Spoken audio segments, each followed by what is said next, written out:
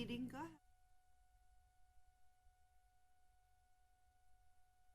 All right, I'd like to bring to order this evening's meeting of the Middleton Select Board for Tuesday, May 6, 2025. As always, reminding everyone present and at home, this meeting is being recorded audio and visually, coming to you live right now and also recorded for later viewing. All right, on to item number 1 is going to be the town business and an explanation of warrant number 2522 and facilities project number 60, if you would, Justin. Thank you, Mr. Chair. You have before you warrant 2522 dated May 1st, 2025. On the payroll side of things, coming in at $834,148. Just calling out on that, about $21,000 in overtime for the fire department and about $9,500 in overtime for the police, 2 items that we're looking to address at this upcoming annual town meeting and annual town election relative to the public safety staffing shortage. And so there's, of course, a request for 3 additional police officers and 4 additional firefighters. And we'll see how that goes. So, but we continue to monitor that figure. For bills payable, coming in just shy of $800,000, worth calling out about $122,000 for the Essex and Liberty water main looping. That should be the final installment of that, I believe, just to cash that out until you see the final paving to occur sometime towards the end of the summer. If I could interject, some residents approach me locally claiming, stating, is this a waste of taxpayer money? I try to explain to them that that was ARPA money. ARPA money. If you would just elaborate a little bit on the funding that we used for those 2 projects. Sure. So there was no straight town side resources used for that project. It was a blend between the enterprise fund for the water department as well as ARPA funding, or the American Rescue Plan Act, which came out shortly after COVID-19. It was federal monies that we had to use or lose by a certain date, and so there weren't any dollars raised in your levy limit in your real estate tax bill.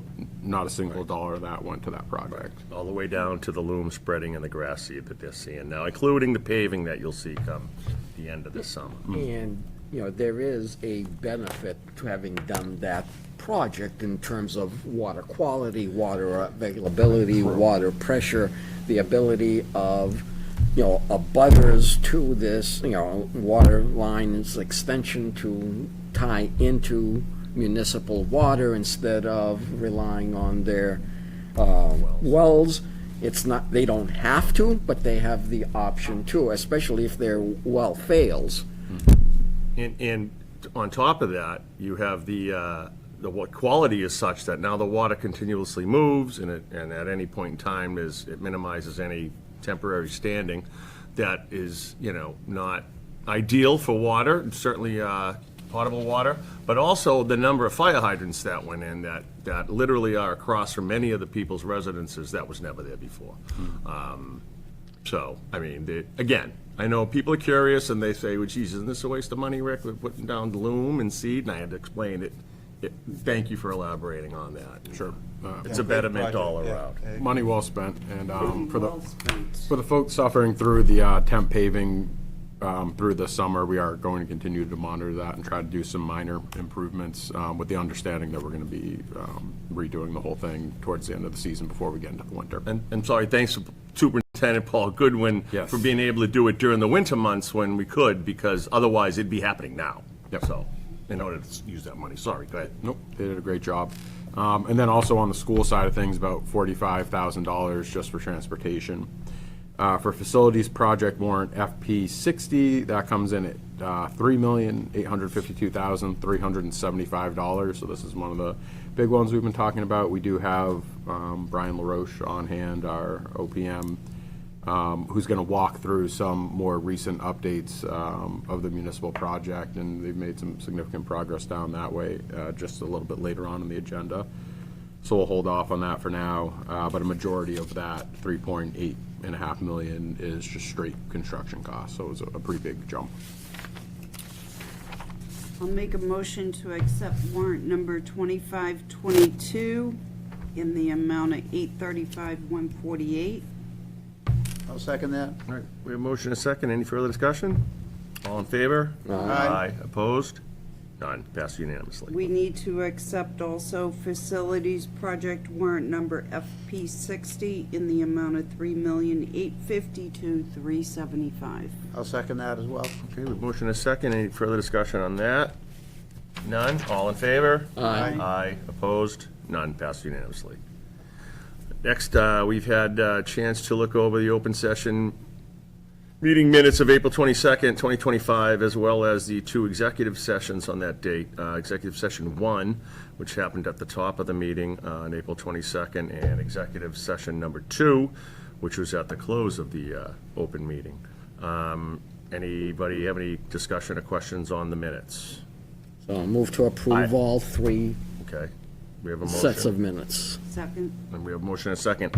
A point of clarification on the 200, in the open meeting, April 22nd, Masco additional $200,000. Can you elaborate on additional from the state? Additional in terms of, The House stating. budget, Yeah. you know, was provided, you know, Masco 200, a net of 200, about 200,000 more than the governor's budget. okay, So, you know, nothing has been finalized. The state, the Senate just came out, Just a few hours ago. I didn't get And- a chance to open it. and the net to Masco is a little less than the House budget, but more than the governor's budget. thank you for that, thank you. Okay, we have a motion and a second. Any further discussion? All in favor? Aye. Aye, opposed? None? Minutes accepted unanimously. Next, we have the town administrator updates and reports, and Mr. Solzback, if you would, please. Thank you, Mr. Chair. Just a few notes around town. Our team has been all over Middleton. It feels like for the past 3 to 4 weeks, trying to answer questions relative to the public safety override and the staffing shortage that we've been experiencing, and that includes tabling at the library, tabling down at 195 at the DPW, coming in on the weekend, and thank you, Casa, for coming out down at the transfer station, and Rick as well. More recently, we went down to Peasley and met with that association. We met with the Fuller Pond folks a couple weeks ago. We're going to be meeting with them again this week. So we've been all over the place, and we've reached a lot of people. But of course, if anybody has any questions, feel free to reach out. We're happy to chat. We did have a pre-town meeting on Monday, April 28th. Thank you to everybody that attended. And I'm also happy to report that the public forum that was held on April 14th to date has just over 1,600 views. So people are definitely, tuning in and paying attention, which is nice to see. We continue to meet with engineers and members of Mass DEP to just take a look at PFAS contamination and potential contamination adjacent to some publicly owned properties, the landfill and stuff like that, just part of standard monitoring procedures, in particular looking at private wells adjacent to those properties. So if residents have run into a situation where we feel further exploration is needed at their property, we've sent them letters, so if you haven't received anything, you're in the clear. But we continue to monitor that situation, and I anticipate it's going to come up at a future select board meeting just to talk about it a little more broadly and what that means.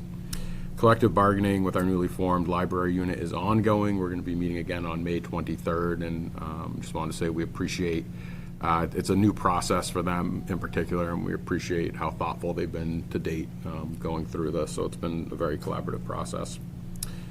ATA Bresnahan and I have been working with the municipal campus design team to explore different furniture options for the new buildings. That's been a process.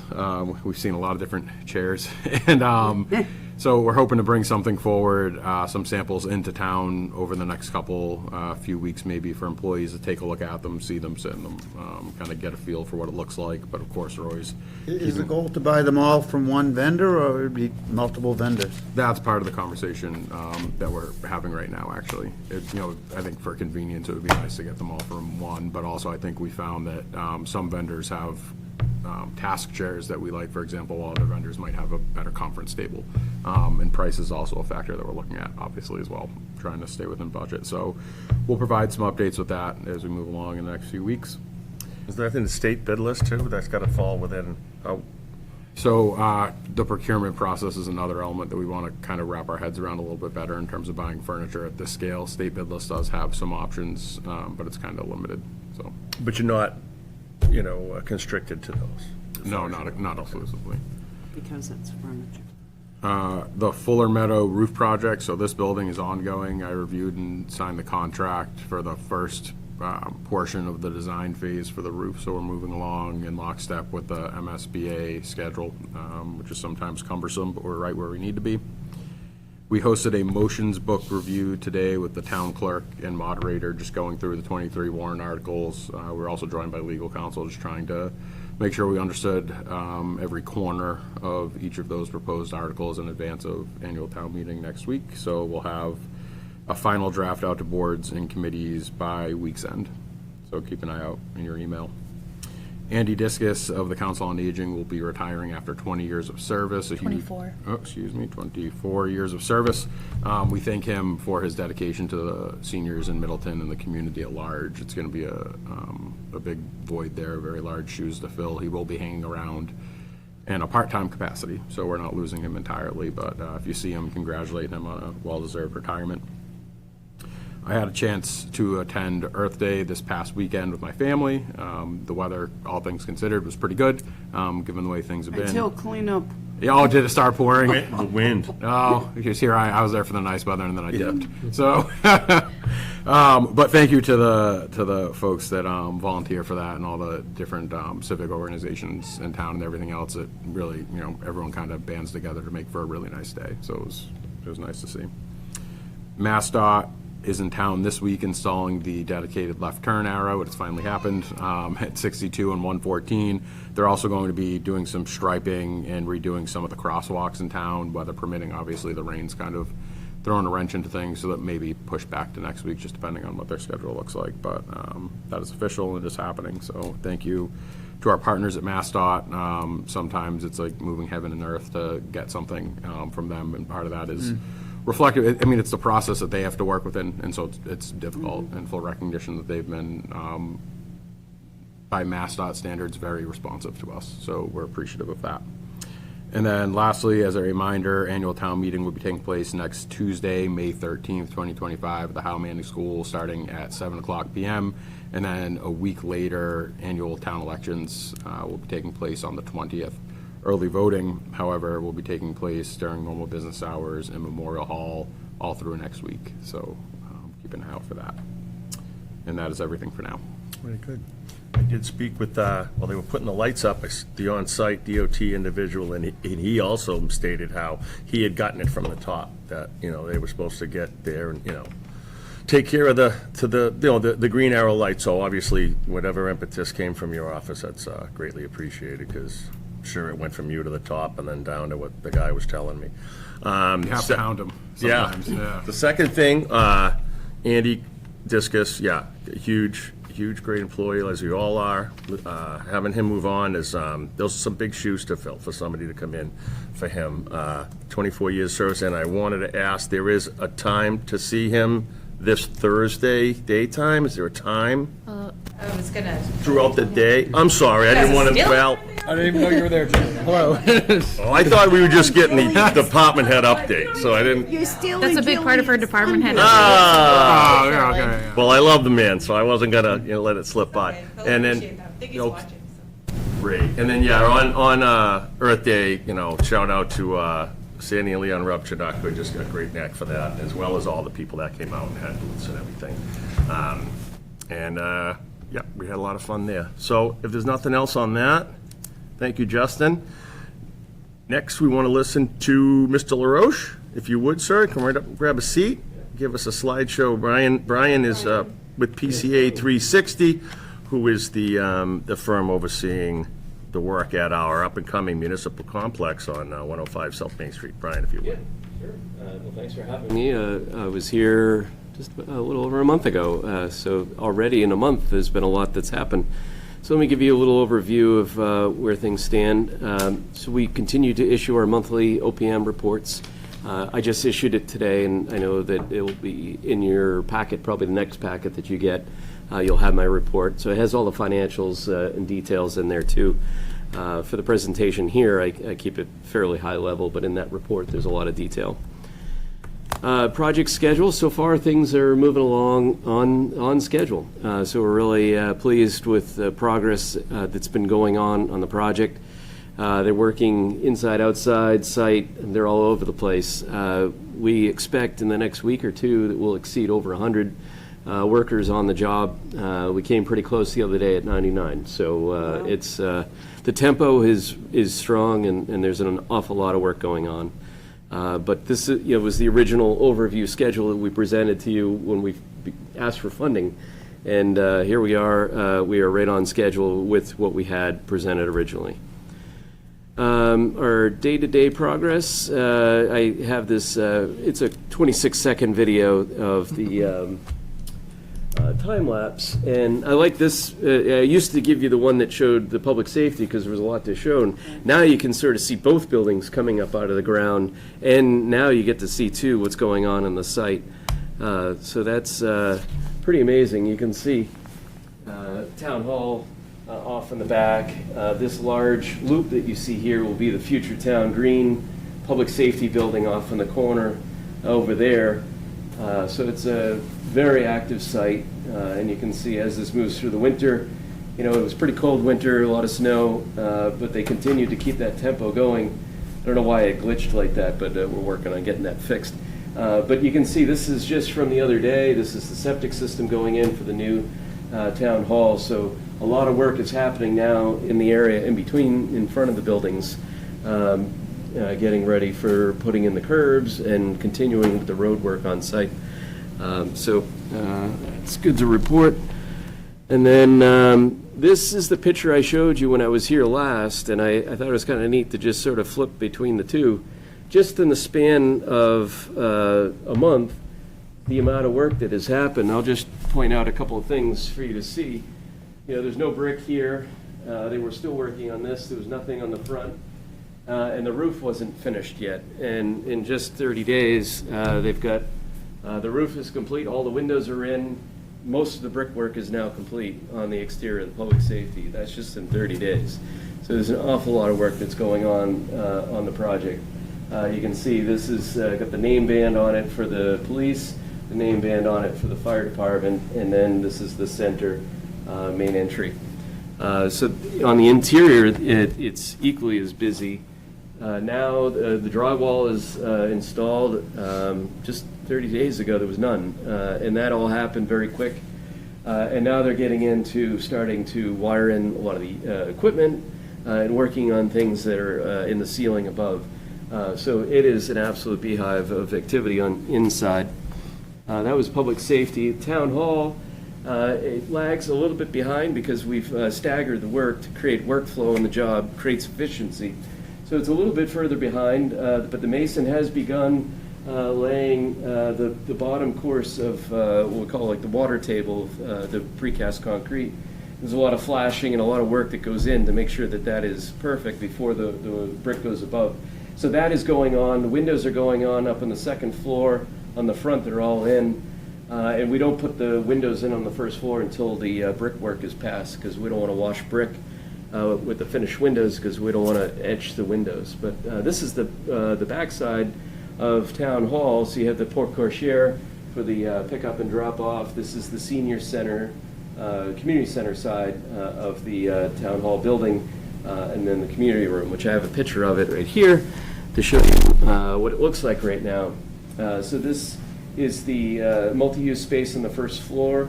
And the ceilings will come in, will drop these down a bit, but they get this frame for a window that's high, bring lots of light in on both sides, plenty of light all the way around. Nice functional space that can be used for many, many different purposes. It can be divided into two, so then you have two meeting rooms as well. So it's really coming along. And then on other parts of Town Hall, this is the second floor lobby area. The monumental stair will come up, and then the hearing room for the select board is at the back of the building. This is the space here. I just remind people that's not just for the select board. For all of these rooms have multi-purpose. They're wired for technology and so they're adaptable to be used for many, many functions. But on our drawings, we call it the hearing room, and that's why we think of it that way. But this is where the elevator is going to go, and then this is the opening that takes you down to the administrative offices on the second floor. And so they've already got the tops of the drywall in. Within 2 weeks, this whole area is going to be drywalled. So things are starting to really move quickly. And then on the site, multiple fronts going on. This is the septic system for the town hall building that was just recently completed. I took that 2 hours ago from the town hall looking out. That's the public safety beyond. You see that they're in Route 114 now working. They were in there just for a little bit because the water mains, we needed to make sure that we had the proper size. They had to order the collars for making the fittings. 2 water mains that we have to connect in for the project. And so they're going to be back out right after Memorial Day to finish those water connections once those parts come in. And then after that, they're going to be working along the edge of the property, redoing the curbs and sidewalks and building the new curb cuts into the site. So you're going to see a lot more activity on Route 114. And then other areas of the site, the underground stormwater management systems are going in as well. When you're doing the sidewalks and the water connections, what kind of disruption to the traffic? There will be no disruption in that it's always a diversion. So there's basically have 3 lanes. You have the turning lane, so we'll use that turning lane as a way to keep the traffic moving. So the time that we've already done diversion, there's been no impact to traffic. It didn't slow things down at all. Right? Good question. The website continues to be maintained, over 10,000 views so far. We average about 500 views per month on the website. We update it with a blog post and photos and updated time-lapse videos continually. And we also keep all of the files. We have lots of documents that are available too. So if anybody is interested in the project, all of the information can be found on the website. It's middleton-mmc.com. Project budget update. Really not much has changed since our last presentation to you. And this, you'll see in your packet when you get the budget, the column all the way to the right is the one I usually jump to because it shows the funds that are uncommitted so far. Everything else in the budget's already been spoken for. We have contracts issued. And so there's only a few things that we have not made any awards to. Like recently, we just received a proposal for resident engineer services for monitoring the work in the roadway. Mass DOT requires us to have that. So we're just waiting for the contract to come back, and then once that happens, I'll lock that in. And then that will take care of all of our budget items for engineering and architectural. This is administration for project management. So nothing has changed there in months. On the rest of the project budget, what we call the other project cost, there's still some scopes of work that we're still going to be buying out. Furniture, you heard earlier, is starting to look at furniture. So we have a budget, but we haven't, figured out exact counts and what our costs are going to be yet. But that's coming soon. So that is why we have 1.6 million that's uncommitted right now in the budget. The communication tower, we have a little bit of funds that are still available there, but we still have some equipment that we need to procure that's going to go on the tower. The tower is scheduled to be delivered right at the end of June, and they're looking to install it the first week of July. So you'll see the communication tower going up. Any concerns at this point with availability of materials for any reason? No, we have, the electrical is what has been concerning us, and it just arrived. Actually, in our meeting today, we heard that it's going to be delivered early on Friday. So that was the one thing that it was keeping me up at night. The generators was the other thing for both buildings. They arrived at the rigger's yard last week, so again, they're early. So what we were tracking as potential risks to the project are no more. So pretty much everything that we need to put in the project is on hand and available. So that's it. Technology and computers is the other item here. that hasn't been bought out, but we're working with the town IT. So again, that's a budget line item. We're still working through the scopes right now and finalizing all of our equipment. So that's something that we've been working very closely with ATA Bresnahan. Have been very helpful, so thank you. And then contingency on the project, we have what we call hard costs, which covers construction and soft costs. We're doing very well so far. We have just under $4 million that is unused on the project so far. And then within our construction contract, there's also some unused funds available in terms of allowances and also GMP contingency. So financially, the project is in very good position right now. And, as we're working very closely with the town administrator's office, at every opportunity, we're trying to find ways of saving money on the project too. So, we have 2 budget transfers that we're making this month. One didn't make it to the screen. This is the traffic engineer. I moved the $43,000 out of our contingency up. I forget what the other one is, but small amount of money moves within the budget. Pretty much everything is locked in, but for a few. We have no additional services requests or contract amendments other than the one for the traffic engineer, but we asked for that last time we were here. So we're just. So the engineer, that's like to design the curb cuts and all that, or just to be there, exactly what does the engineer do? A resident engineer in highway work is an on-site representative writing daily reports that get submitted to Mass DOT. So it's an engineer, basically third party, observing any work that's done in state roadways. So that is a requirement. Yeah. Okay. It just so happens they're the ones that did design the roadway improvements too. But they're performing those services.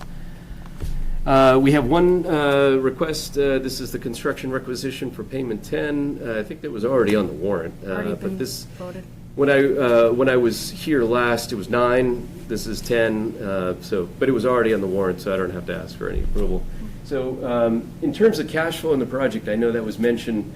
In order for us to complete the project on our schedule, the next 4 months are going to be pretty significant draws. As I said, the manpower on the project is at its peak. The number of trades that are going on, the amount of work that's being put in place any given day is significant. So we expect about $4 million for the next 4 months is going to be our cash flow, and then it will start to drop off. But that tells me right now that cash flow and how we're putting money in place is telling me that we're right on schedule, that the project is flowing the way it should. If I saw that we were falling behind, the amount of money left to be billed would be too high, and I know that there's a limit to what you can put in place each month. So that's another metric that we use to monitor. But all in all, everything's going very well. And that is the end of, we don't have any change orders this month, but we will have the next time I'm here before you. We're working on them now. There are some. I can't tell you there are none, but we have none ready for you this month. But that's it for the presentation. Do you have any questions? On the traffic light? Yes. Who buys that, or is that from the state? And what do you have for detail? I know it's for emergency, but what about when it's not an emergency? Is that going to be able to assist the people traveling, getting on to what, we see as our embattled 114? Or is there any sensor on, is there any, So that is any, SimTech, anything that's going to be, or is it just going to be mechanical? Oh, no, it has, so first question was, Yeah. who's purchasing the controller? The project is. The controller is state-of-the-art. It's it's Mass DOT spec. It could run any intersection there. The way it's designed here is to run simply, but in the future, let's just say that you put in sidewalks on the opposite side of 114 and you wanted to convert that to have a pedestrian function. It has the ability to do that, and their infrastructure is in place so that could be adapted and augmented in the future. It does have the Opticon system embedded with it so that the fire department can initiate it from their vehicles as they're leaving the station. It also has a manual function within the station as well. So as the firemen are leaving their quarters, they can initiate it, by manually, but they can also operate them from their vehicles as well. All right, and then when the public's exiting, Okay, that's a different in access. So the apparatus bay is a separate access point to the site. They're not connected. right. So that signal would not benefit the access to the That project. was one Yeah. question. Yeah. Before I was even involved, when the feasibility study was done way back, and there was a traffic study done, it was determined then, again, before our involvement, that there was, a signal wasn't warranted for the complex. Question came to me, and I didn't have the right clear answer, Yep, so that's why. yep, okay, sure. Did I answer all of your Yeah, questions? yep. Okay, good, thank you. Any other questions? Thank you. Brian, Excellent, thank you very much, appreciate it. you. Yeah, sure, So we're on time and within budget. absolutely. All right, Yep. you get that, Middleton? Those are great words to be able to say. Those are great words. All right, Thanks so much. sure thing. Okay. Item number 2 will be a department head update from our Council on Aging Director, Jillian Smith. Good evening, Jillian. Jillian, do you want to come up to the wanna come right table up here, that's because of cool. the mic situation tonight? Thank you, Brian. So I'd just like to start by saying thank you for having me here and providing me the opportunity to give you an update on the Council on Aging. I'd like to start by thanking the Friends of the Council on Aging and the community. They held their annual dance party at the beginning of April. And I would say just the energy and the fun people had was a success in itself, but they also, I found out from the Friends today, they exceeded what they thought that they had raised for funds. So that was great. And I'd like to thank anybody who attended, people here that attended, and the community. Some folks didn't attend, but they still purchased tickets or made donations towards the Friends. And so I want to thank the community and for their support and their continued support with the Friends. So because of all the great fundraising of the Friends, we're able to offer some new programs in May, 2 specific programs. One is a men's only exercise program. That's starting tomorrow at 10:15. That'll be a weekly program. It's a strength and weights with some flexibility built into it, and it uses chairs for support. So it's really for people of all mobility abilities. So we're excited for that. And then to enhance our arts programs, we're going to have a monthly photography program. And we hope that as we grow and have better parking and less barriers for access to the center, that will become a weekly program. So there's a lot of excitement around that, and we're thankful to the Friends for supporting those programs. So the hot topic for the COA tonight is Andy Discus.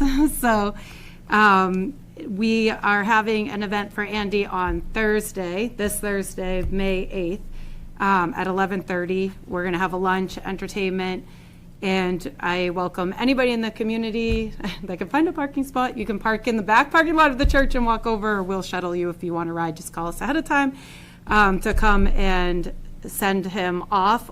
You can either say bon voyage or you can say congratulations, because it's also his 24th anniversary date. So that's why we're holding it on that date. So that's multi-exciting. And, you know, I told Andy I was going to say this before I came. I'm like, classic Andy style to take a challenging situation and make it easier. So he's leaving, which is challenging, but he's making it easier because he's working very hard to make it as seamless as possible. He has agreed to stay on as an interim assistant director, help hire the new assistant director, and then because he just loves the town so much and our seniors, he's going to stay on as a part-time driver, which is a huge, it's really hard to find quality drivers, and we have amazing quality drivers, and he just fits right into that. So the seniors, they hear he's leaving and they're like, no, and then they hear he's going to be part-time and they're like, okay, like, we'll take it. So like I said, he makes hard things easier. What's the timeline for finding a new assistant director? We'll be reviewing resumes on Monday, and, you know, hopefully find the right person in that pool. And We're looking at Andy transitioning to driver like late July, early August. You know, it is hard shoes to fill. Andy's so beloved. He's definitely a special personality, and I think everybody that knows him appreciates him. And like, I know I can say like there are qualities about him I try to adopt for myself, because it's just he's such a genuine, like, kind person. And you'd say, oh, that's so really difficult shoes to step into. But if you have to step into difficult shoes, Andy's the person to do it, because he will make it as easy for you as possible, and he will make you feel so welcomed and so important. And, you know, so I could go on forever about Andy, but just want to say I'm grateful to him and on behalf of the town and all the seniors. Jillian, you said 11:30 a.m. 11:30. Right. On the 8th. This Thursday, day after tomorrow. Until what time, Jillian? I mean, we'll let it go as long as it go. I'm guessing it'll probably be until like 12:30, 1 o'clock. Okay. Because we have some people who have games they want to play, so. Oh, yeah, they want you done when you show. So. I mean, they still get to have him. They'll just want everybody else gone, so. So in lieu of speaking about gratitude, because, you know, I love to share all the things I'm grateful for, so I want to extend my gratitude to the health department and to the fire department. We've been working continuously together with outreach, but I would say, have definitely strengthened our collaboration. So we have now, whenever the fire department gets a call, whether it's somebody that stays at home or gets transported out, they contact us in the health department. The COA goes and assesses the situation, determines whether or not we have the resources for them, or whether or not it's something the health department needs to step into. And if it is, we follow up with the Tri-Town health nurse, and she'll go in and assess it further. So we'll provide like state resources, local resources, but then we have that backup of the health department if we find that they would be the right resource, and it kind of allows her to, we do that assessment for her, so she doesn't have to be running around everywhere, since she covers all 3 towns. So that has been really effective, and I'm grateful to the fire department for helping make that happen. And the health department is now doing 2 wellness clinics a month at the COA. So it's beyond blood pressures, though that is included. And one of the days they come is when we have our larger group for the veterans, so we make sure that they're getting the access to that service as well.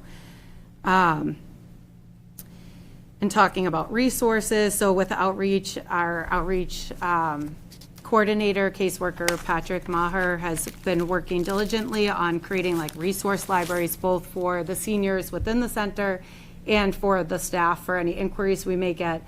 And a lot of those are based on what we are getting for inquiries, but not limited to it. If we get an inquiry we haven't had in the past, he'll add to that resource so we have it available, because we'll see one come in and the next thing you know, you're seeing many people come in. So that tells me the word of mouth is out there too, that people are talking to each other and saying, hey, you need to reach out to them. They'll have resources for you.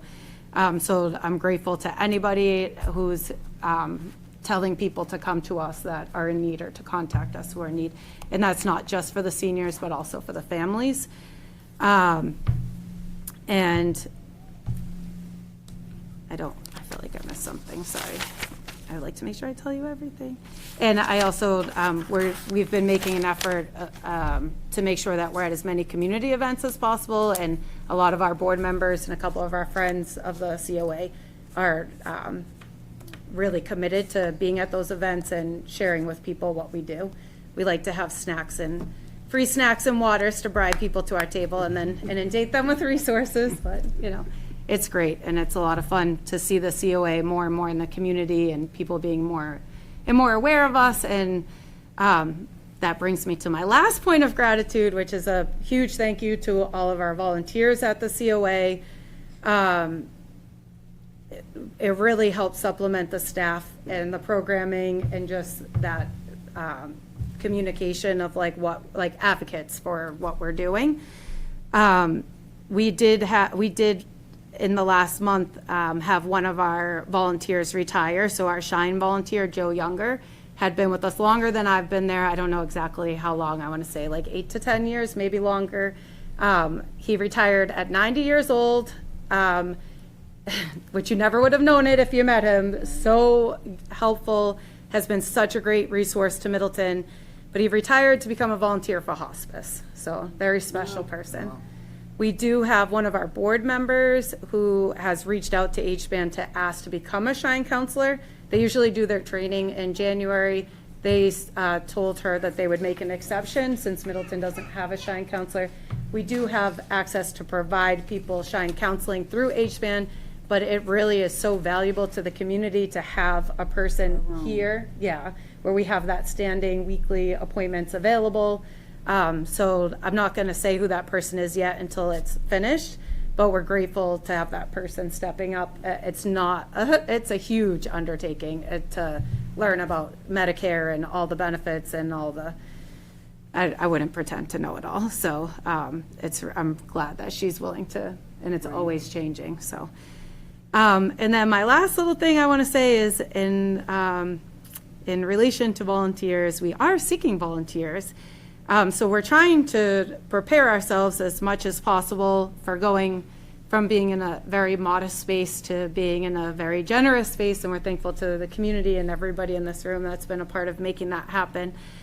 So we're specific areas that we're looking to train volunteers now to then have as more ongoing volunteers is helping serve in our dining room, helping deliver meals for home deliver meals, in our office with phones and data support, volunteer musicians, which we have one in the room, group facilitators, and presenters. So the more volunteers we have doing these things, the more we can spread the resources of our friends to bring in other areas that are harder to get people to volunteer to do because of the commitment that's involved with it.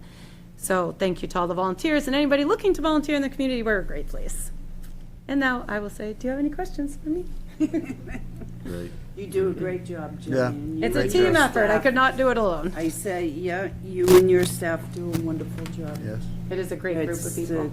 It's top And, notch. with, so many people in the town that have so many different skills, as the population sort of ages and people are going into retirement, they still need things to do. So running a program in something that they know a lot about will not only help them stay busy, but it will, enrich, the people that attend it. So, my wife has done, a couple of, programs there, and she loved it. So if anybody's kind of has a skill that they want to share with other people, I highly recommend it. And I'm glad you said that because a lot of times, like the things that we're passionate about, we're not the only one. And if you come and share your passions, like you'll meet other people like you, and you have that sense of purpose of giving back to the community. And in my many years of like working in programming for older adults, people will come to do a one-time whatever, and then they fall in love with it. Like, you are giving to people, but you do get back from that. And it is just a wonderful thing. It's always a happy day at the COA. I'm glad you mentioned the volunteering, because I was to speak to everyone, so we're really gonna need people to step up in the community and help out when we do. Well, and you can speak to how great it is being. To the new generous location, and, from experience, you figure to do something once, and then the next thing you know, you're there. You want to be there more, so try it out, try it on, it'll probably fit you just fine. So, thank you. And we don't discriminate against age, so we welcome everybody. Any questions? Thank you for all your support. Thank you very much. Everybody Thank here you. has supported the COA in one way or another, and I want to say thank you, and it's great to see people at events and coming into the center or encouraging folks to be at the center, because you've encouraged people to be there, and then they say to you, why didn't I go sooner? So make sooner now. Don't miss out. Can't guarantee tomorrow. And to the friends of the COA, you may need a bigger room next time from what I saw this But we're last time, We're right? gonna have a huge room. We're gonna Yeah, have no, it was a great event. It was a great event. Yeah. All right. Thanks so much, Couple Jillian. short months, Jillian, right? And Andy's bon voyage. Yeah. This Thursday, 11:30. Do you need anything for that? Any help or? We always welcome help. We welcome you to be there. And if you see things you'd like to do to help out, we'll welcome it. Oh, yeah, I just jump in. Yeah, absolutely. We love that. And the folks there love to see you guys there. So it really helps connect them. They're to the sick of some community. of us. No. No, because you know what? By being there, you say you're important, you're seen, I value you, and that's important. We all need to feel that way, especially in a community that a lot of the folks at the COA have been here their entire lives, or their generations deep, or their streets named after their families. Like, it's important that they know that this community cares about them, and I feel like the community is doing a lot to show that. But it never hurts to be told, like, I see you, like, I know you're there. At all ages, we need to feel that way. And I think we get it a lot with kids because, right, like, they're so young and they're so vulnerable. But really, whether you're my age, younger, older, whatever, we all need to always know that we're valued. Like, we can't take for granted that people just know that. So by coming and singing or coming and watching or encouraging people to be there or supporting a fundraiser or coming and sharing things that are going on in the community, you're saying, I see you, you're important, I will take the time for you because you're worth the time to give it to. And our seniors they're amazing people. I think they're the best part of the community. That's why I hang out with them all day. So, just saying. All right, enough of me. I said I'm not gonna talk for 10 minutes. You super did. Thank you. Thank you, Julie. Thank you. Thank you. All right. Next up, item number 3, we have a application for Ambridge Hospitality, DBA Doubletree North Shore, for the liquor license at the water park, name change. I don't notice anyone here for that, Jackie. Can I'll you? speak to that tonight, Okay, Mr. thank you, Chair. if you would. So, Doubletree North Shore, there's 2 items that they're changing that we have to do with the ABCC. They're changing the water park from Cocoa Key Indoor Water Resort to Water Park of New England, and that is included on their liquor license, so this body has to take a vote before we can submit that change to the ABCC. There's also been some changes for officers, directors / LLC managers, which was also included in your packet for tonight. All of those folks get vetted by the ABCC when we submit to them. So for you tonight, it's just a name change, people change vote. But not a change, I want to be clear, of manager. Thank you, Costa. So not a change of the person running the facility day to day. I'll take a motion. So I'll move to approve liquor license name change from Cocoa Key Indoor Water Resort to Water Park of New England, and the change of officers, directors as in the packets. I'll second that. Okay, motion and a second. Any further discussion? All in favor? Aye. Aye, opposed? None, passed unanimously. Next, item number 4 is an overview on the upcoming Citizens Academy program. And I'm not sure, I think Jackie has the floor on this one as well. Thank you very much, ma'am.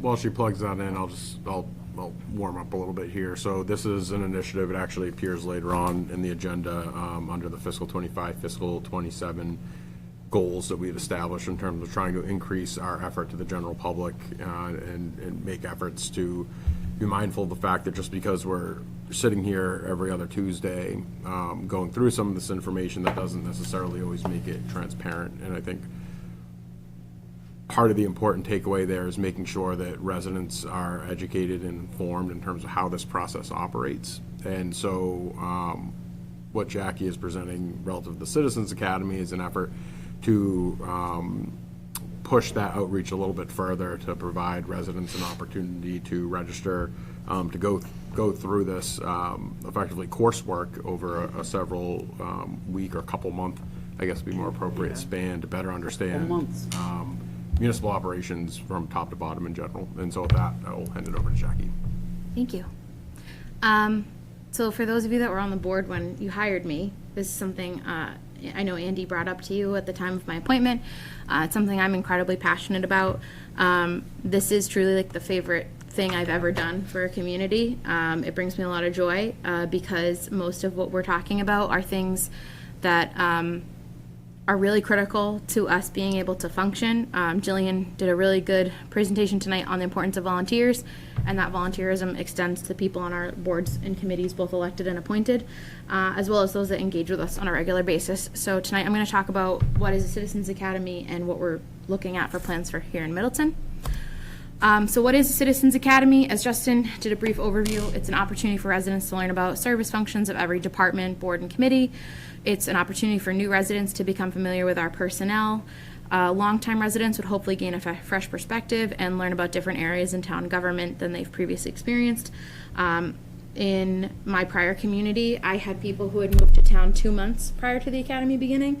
I also had the record, I think, was someone who had lived in town for 63 years who participated, and she came back and said, I can't believe I've lived here for 63 years and there's still things I didn't know that I found out.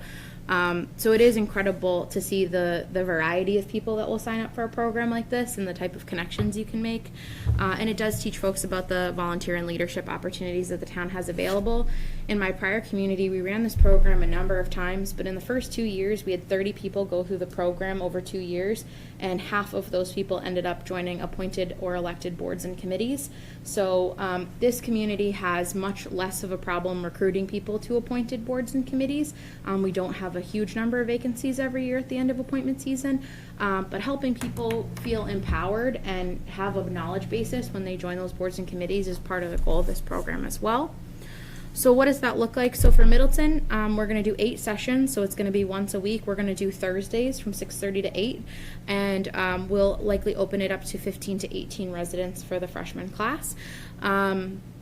We're going to be coordinating this with the Flint Public Library and their adult services programming team. They're offering to help me with some of the back end registration and advertising and admin because they do it so well at the Flint Public Library.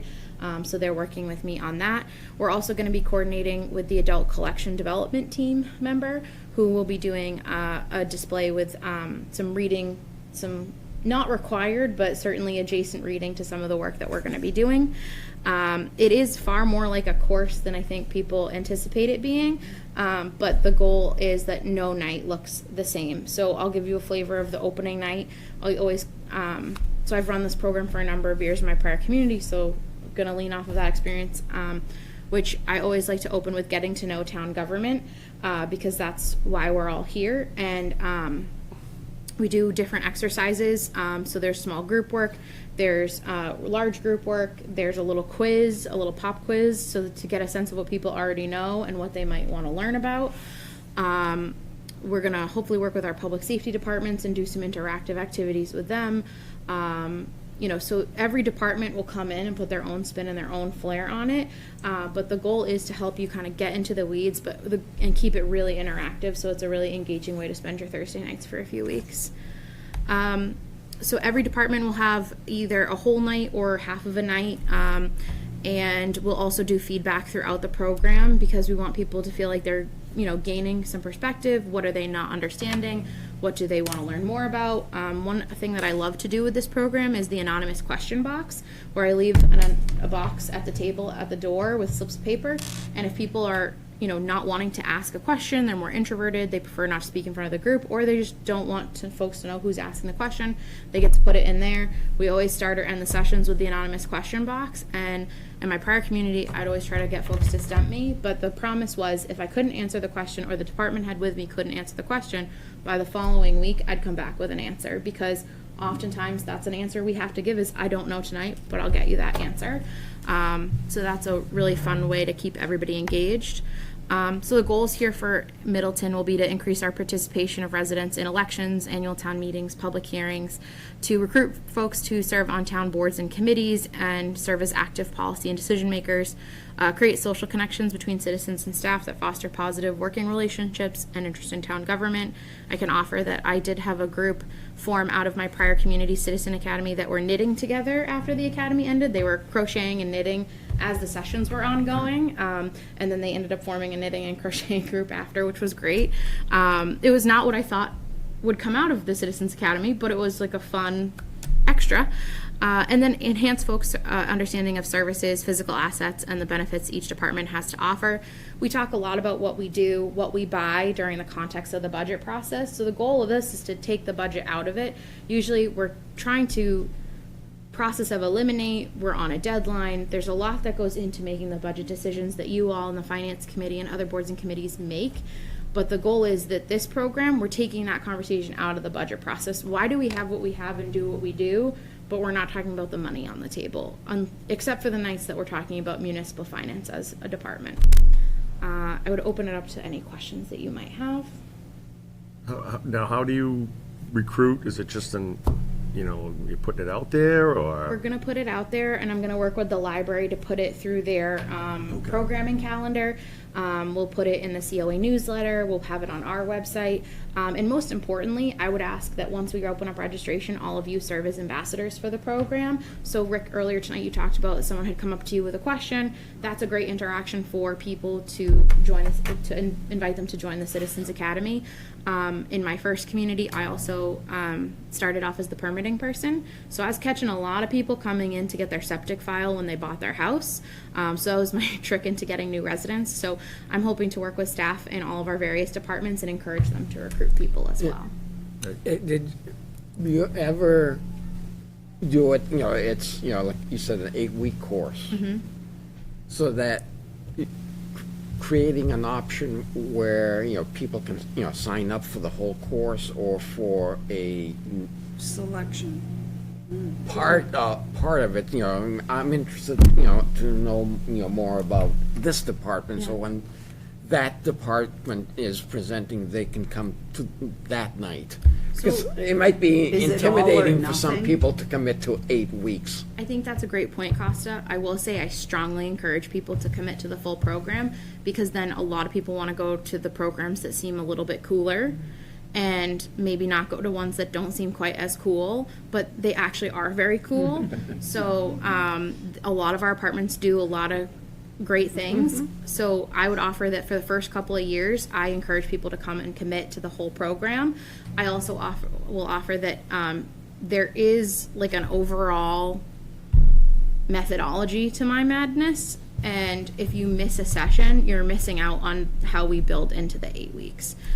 So I think that for people who are looking for the fuller experience, it's nice to do the full 8 weeks. And out of the respect to our department heads coming here for an extra evening that they wouldn't have been here, I like to make sure that folks that are signing up are committing to being there. And you get a diploma at the end. You do. And we'll have a graduation at a select board meeting as well. Okay.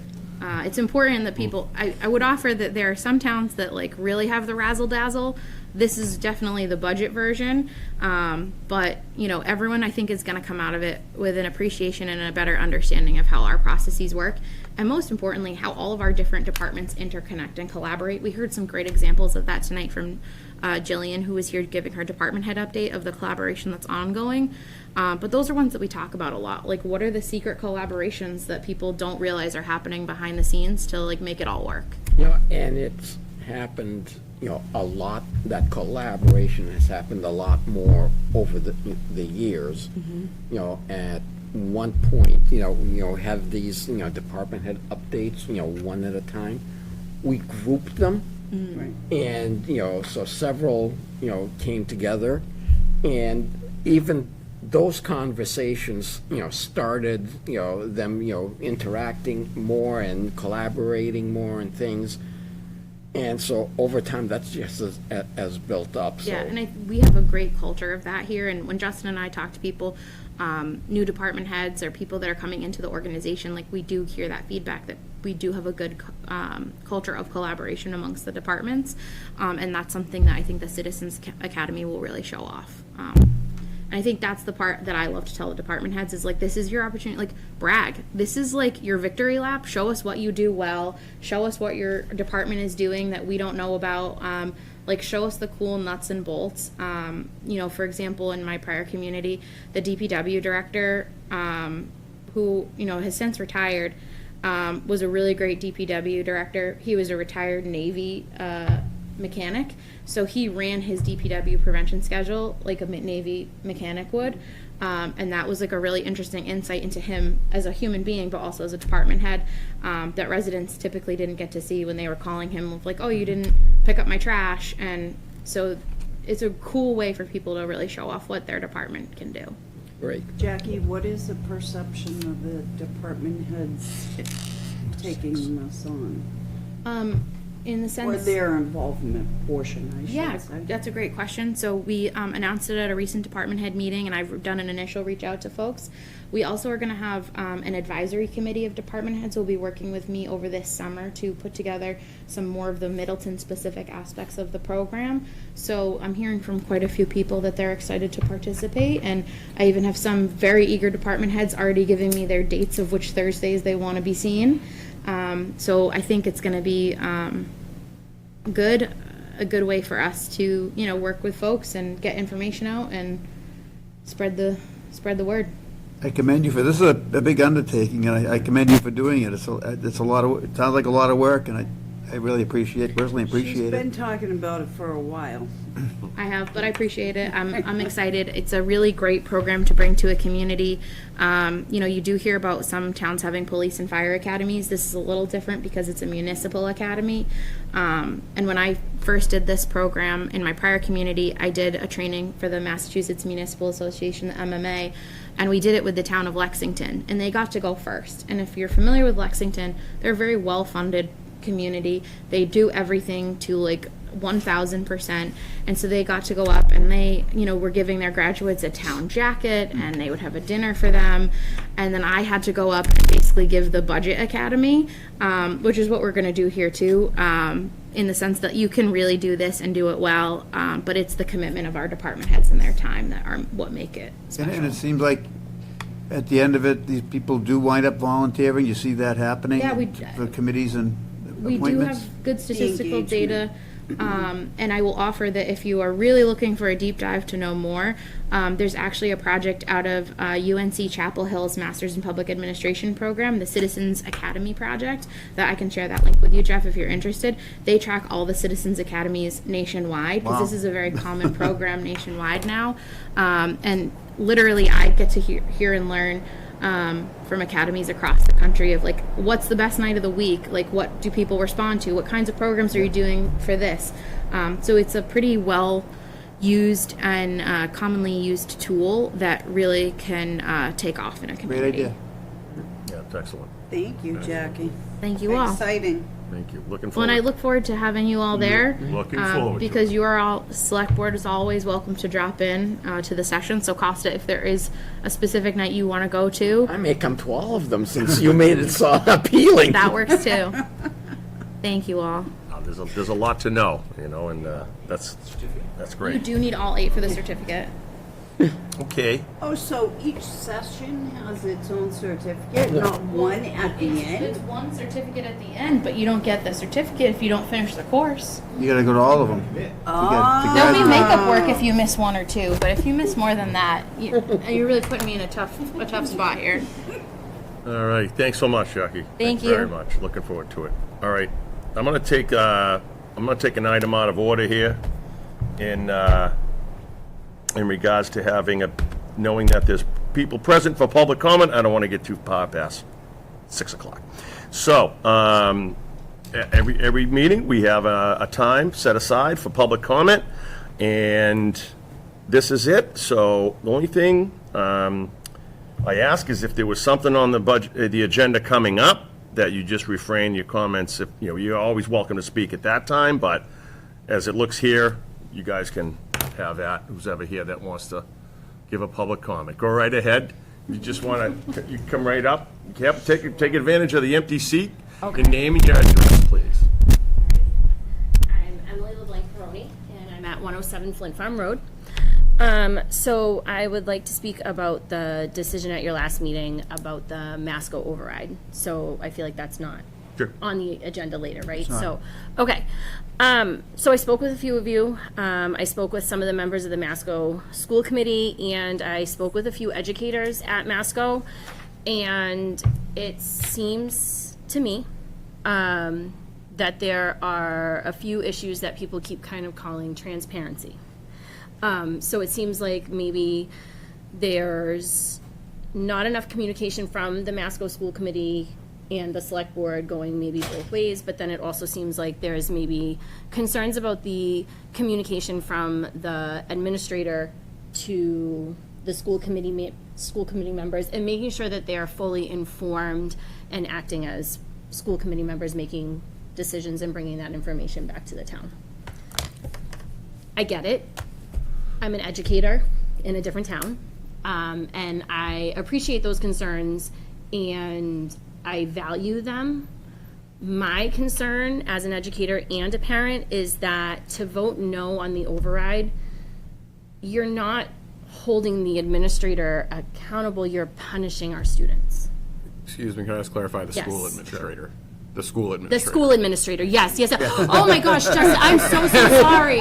Yes, school administration, I am so sorry. fine. Yes, I'm It's very on happy with record, you. Justin. Yep, thanks. Yes. Let the minutes show. And I did also email that school administrator and got a response from him. did? I did. And it was a very lengthy one, and it was very detailed. I got my questions answered. But so in all of these conversations that I've had, that kind of seems to me like the sticking point. And my concern is that your vote to not support this override is going to punish our students. There might not be a public list right now. I really, really hope that administrator, the school administrator, has a list ready to go for that new school committee after a town election. But I think if we use common sense, the Masco School Committee has said that the amount of that override is going to be at least 20 educators. So you're looking at your 5 core subjects: math, ELA, English Language Arts, social studies, history, science, world language, right? And then you also have your electives. Every department's going to feel it at both the middle school and the high school. I would prefer to see the list too, but we can kind of put 2 and 2 together and figure out what that's going to look like. It would be catastrophic for our students. I have a kindergartner. These cuts that happen now will impact her. It will take a generation to come back from something that big. And so I really wanted to let you guys know that I was disappointed in that. So thank you for hearing me out. Very well. Rick, Go right ahead. so I was one of the no votes, and I have no problem speaking publicly why I voted no. The 3 years that I've sat on this board during the budget process, which is a very cumbersome process, not to dive deep into that, but we have asked, and I can tell you I've heard from my colleagues how many times we always see Dr. Harvey, but we never see Sands. We need to understand where their total budget is. So if we're requesting or asking, or please come see us. And I saw today on social media, and I'm not diving into that, that we told that individual that we no longer needed to see them during the budget season. Well, I can tell you that never happened. That being said, my reason for voting no last 2 weeks ago was, in a nutshell, transparency. Was in a nutshell that I believe Masco needs to realize they are part of this town. They are part of Topsfield. They are part of Boxford. So imagine if say if one of our other departments wanted to give us just very vague budget numbers. So if there's money left over in our municipal budgets, the taxpayers know where that money is going. It goes to free cash. So when it comes to the budget, whether it's a regional school or it's not, they're still part of us. So the transparency out of Masco administration is what I would like to see changed. I also said 2 weeks ago that my intent as a taxpayer, I am voting for all 3 overrides. I know the importance. But at the end of the day, how do we get through? And I can only speak for the 3 years, okay? I do municipal government for a living, and I've done it for 30 years. There has to be that joint effort in working together, whether you're a school, whether you're a library, fire, police, it doesn't matter. It's a unity. And if you can't make the unity work, I have to commend our school committee, Masco School Committee, and I did publicly over the weekend. If it wasn't for Trevor, Kendra, Matt, and Lisa, we would have very little knowledge of what is going on. Yes, they're our liaison anyway, being the Masco School Committee. But they kept us informed. They came to many of our meetings. So thank them for that. But I can tell you, the first year that I was on this board, no. And I it's not, appreciate it. and it's not, it's just not. I worry, okay. though, that the board's recommendation may influence voters, and if, I don't know that that's the solution to the problem, and that's my concern as a parent. And I I'm a hear high loud and school clear what you're educator, saying. and I see that connection K to 12. And when I think about, okay, if we're gonna maximize and do all of this work at the elementary level, what happens if we just totally let Masco fall apart and the education there, Right. that level drops down? What are we doing to our students? And I just don't think that that's a solution, and that's my concern. And the intent of punishing children in the school is far from what I I don't would think that ever anybody vote wants that, to, no. but I do believe that that will be the impact. So, thank you. Thank you. Yeah. Thank you. All right.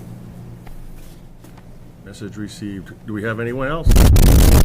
Public comment this evening. Yeah. Yes, If I you do. would follow suit, please. Name and your address. Thanks for coming. All right, thank you for having me, having us. I'm Christina Pryor. I don't live in Middleton, but I'm a teacher here. I live in a different town. I'm happy to share that with you if you'd like to know where I Sorry, live. say it again. You're not a Middleton I'm resident. not a Middleton resident, but I am an educator here in the Middleton Public Schools. Thank you. Okay. Okay? Well, here you are. All right. Is Okay. it elementary or? Elementary. I work Okay. in Howe Manning. Okay. Yes. So I'll read what I wrote, but I'm happy to kind of go off that if needed. My name is Christina Pryor, and I am a 5th grade teacher at Howe Manning Elementary School. I'm here to share my thoughts as an educator and ask for the community's support in the elementary schools override and passing it. The commitment to student learning and success in the Middleton Public Schools is truly remarkable. I have seen countless examples of decisions that are being made that put students first. This commitment to saying yes and doing the right thing for students is rare. I've not seen it everywhere. I've not always been in the Middleton Public Schools. And now that I have seen it here, I truly cannot imagine anything else. It's really special. So I want to give you an example of what I mean. The timing of when a student gets what they need, both within the school day and within the school year, makes a huge difference. For instance, committing to something as simple as having a schedule that reduces student disruptions is hugely impactful. When teams are stretched thin and we're forced to find other ways to meet student needs, This type of planning for what's best for that student and for the classroom is not always possible. It can lead to disruptions for not only one student, but for the entire classroom.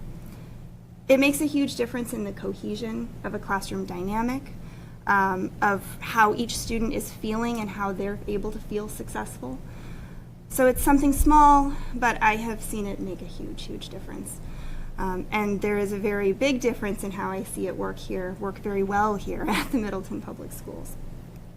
Other examples that come to mind of these types of decisions that I've seen that really put students first here are having an administrative team in place that supports and elevates the educators, having thoughtful and timely responses to challenges that arise, because there are challenges that come up throughout the day for students and what they need, but having that support system ready to go in place, it really makes a huge difference. Having a team of teachers that is pushing students in unique ways because they are so well supported and well balanced. When teams are stretched thin and when students are unsupported, it makes a huge impact on the entire classroom. When students get what they need, when one student gets what they need, the entire classroom gets what they need. It elevates everyone.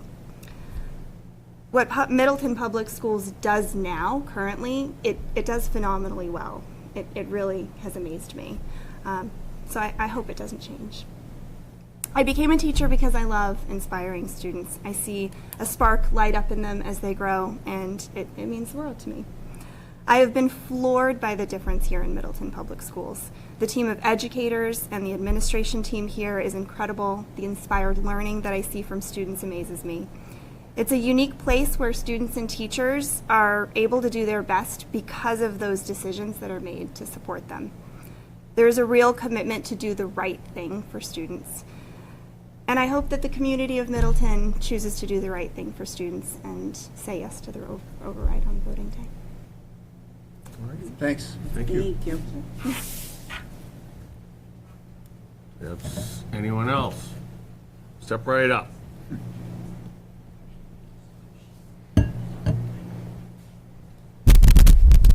Hello. Hi, who are you and where do you live? My name's Lacey Camacho, and I live at 45 River Street. Thank you. Yes. Good evening, everyone. I hope Lincoln wasn't too much of a ruckus out there. Thank you. I'm a Middleton mom to two boys, Lionel who's 6 and Lincoln who's 2. I'm here today for a quick blurb, just really asking your support for the Middleton Elementary School override. My husband and I moved to Middleton in late 2020. Shortly thereafter, in March of 2021, our son Lionel was diagnosed with level 3 or severe autism. And we know, studies have shown that early as well as school-based interventions aid in the cognitive and lifelong success, of course, academic success of autistic individuals. But statements like that get kind of generalized, and we really lose perspective and the essence of the children whose education and success we're referring to. Our family is one of the many families in Middleton that would truly benefit from this override and the things that would be able to be implemented.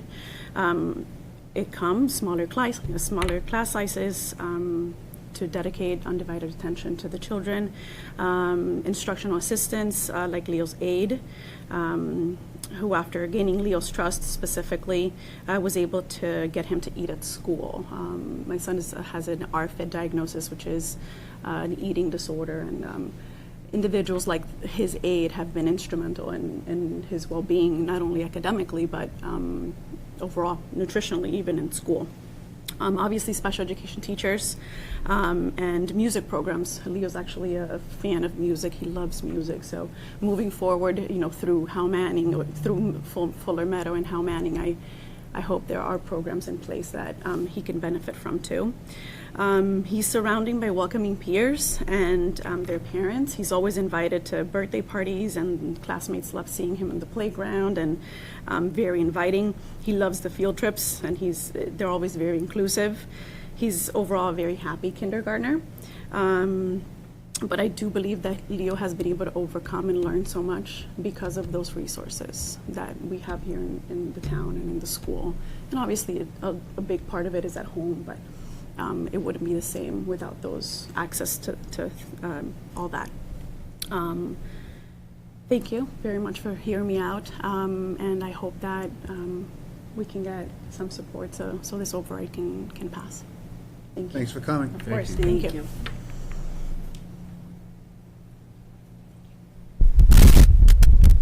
And we have someone now. Right up. Hello. My name is Amanda Libby. I'm a kindergarten teacher here at Fuller Meadow. I have taught kindergarten for the past 12 years and taught third and first grade before that. When I did my pre-practicum many years ago, I could tell Fuller Meadow was a special community of teachers, students, staff, and families. I felt welcomed right away and could tell that this was a district that cared deeply about their students and that the educators were committed to providing the best education possible. Middleton is known for small class sizes, inclusionary practices, and developing innovative thinkers and problem solvers. The most important result of having small class sizes is the ability to build relationships and to be able to really get to know students. Former students who are in first or second grades still stop by to say hi to me, share their excitement about upcoming birthday parties, and share even when a pet has passed away. Smaller class sizes help to create a community of trusted adults for Middleton students where they feel heard and genuinely cared about. Positive teacher-student connections increase student engagement and can also improve academic achievement. Unfortunately, the bigger the class size, the more likely teachers are to spend time dealing with disruptive behaviors and less time meeting the emotional needs of students. As stated in the last school committee meeting, this elementary school override is to maintain the level of service we have right now. There will be long-lasting repercussions if the override doesn't pass. Bigger class sizes, less differentiated small group instruction due to fewer instructional assistants, and children not finding a passion or creative outlet with no instrumental music classes are just a few of the results of a no vote. I hate the analogy of the cost of a cup of coffee, especially as someone who only gets Dunkin' Donuts once a week with a gift card. So I'll use another analogy. On average, by passing this override, Middleton's residents' taxes will increase by $154 a year. That's 42 cents a day. Currently, that is about, or even less, than the cost of a single egg. Just as starting your day with a high-protein breakfast is beneficial to your health and well-being, 42 cents a day is a beneficial investment into our children's future. It's to maintain the school community we have where students feel loved and are thriving academically. It is an investment back into our town. Strong school systems lead to higher property values. Each one of us has the power to make an impact, to be the voice for Middleton's children, to show they are seen, valued, and cared about. This 42 cents a day could be the difference between someone going to medical school and working on a life-saving cancer drug, someone fulfilling their passion and pursuing their love of instrumental music at Berkeley, and someone being a top lawyer despite reading difficulties as a child because they had special education teachers who were able to meet them where they were and build that self-confidence and grit to succeed in the future. I understand that there are other overrides you as Middleton residents are facing. I understand this adds to your financial burden as everything else around us is also increasing in price. This small amount maintains what we are able to currently offer at school, where we are working extremely hard to meet the needs of each of our students. Is it exhausting? Yes. But is it worth it? Absolutely. Hearing a child finally feel confident reading a book, seeing themselves as an author, or teach math to another student who is having trouble understanding is priceless. I urge you to consider the impact you can make on a child's education and on the success of this town. Thank you. Thank you. And, oh, okay, you guys want to? You go first. Sorry. Very good. Hi, everyone. My name is Jackie Chimento, and I'm at 7 Simcha Way. And I'm the president of the Middleton PTO. So tonight I'm speaking on behalf of the PTO board to express our strong support for the elementary school override and respectfully urge you to vote in support of this critical measure for our schools and our community. As mentioned, this override is not about expanding or adding new services. It is about preserving the essential programs, staffing, and support systems that are already in place and vital to our elementary schools. Without this funding, we face cuts that will lead to larger class sizes, reduced services, and fewer opportunities for our children. The impact of these cuts will be deeply felt, not only within our schools, but across the broader Middleton community. As parents and community members, we see firsthand the dedication of our educators and the value of the programs that are now at risk. Supporting this override is necessary to ensure our students continue to receive the high-quality education that they deserve. We recognize that these are difficult decisions, and we truly appreciate your time and service. We're respectfully asking you to stand with the families, the educators, and most importantly, the students who rely on our public schools every day. And I'll also just say, since it was brought up, we also are in support of the Masco override as well. So, thank you. Okay, thank you. Thank you. Thanks for coming.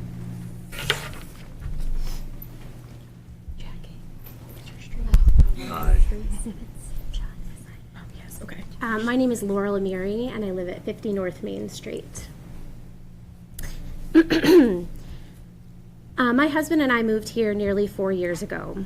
He grew up in Boxford and graduated from Masco. So when we were looking for a place to put down roots and raise our family, the Tri-Town was at the top of our list. We now have 2 children. Our son, Malik, will start preschool at Howe Manning in the fall, and our daughter, Juniper, is a kindergartner this year. When Junie was very young, we realized she would need extra support as she grew. She had very few words and struggled to communicate. And from the moment we enrolled her in Middleton's public preschool program, we were met with compassion, dedication, and unwavering support. Her teachers and the staff created a safe, nurturing space, not just for her, but for us as parents. In fact, this year's my daughter's kindergartner teacher is actually right over there, Amanda Libby.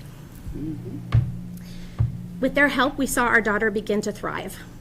She found her voice, she made friends, and perhaps most importantly, she was embraced for who she is. No one tried to fix her. They simply helped her shine. You may not personally share this experience, but I promise you many families in this town do. And the care and excellence we've seen from Middleton's educators has been nothing short of life-changing. Our kids are still young, but we hope they'll one day benefit from the same incredible education my husband received at Masco. It's why we chose to move here. I wish I had time to name every teacher who has played a role in Junie's journey, because every one of them has mattered. We truly don't know where we'd be without them. And that's why I'm speaking today as a parent and a member of this community to urge you to vote yes on the elementary school override. If we begin implementing cuts to these critical resources, the results will ultimately be devastating. And looking ahead, I ask that our elected leaders across our school committees and select boards commit to strong communication and collaboration so we can move forward together in support of our children, all of our schools, and the future of Middleton. So thank you for your time. Well, thank you very much.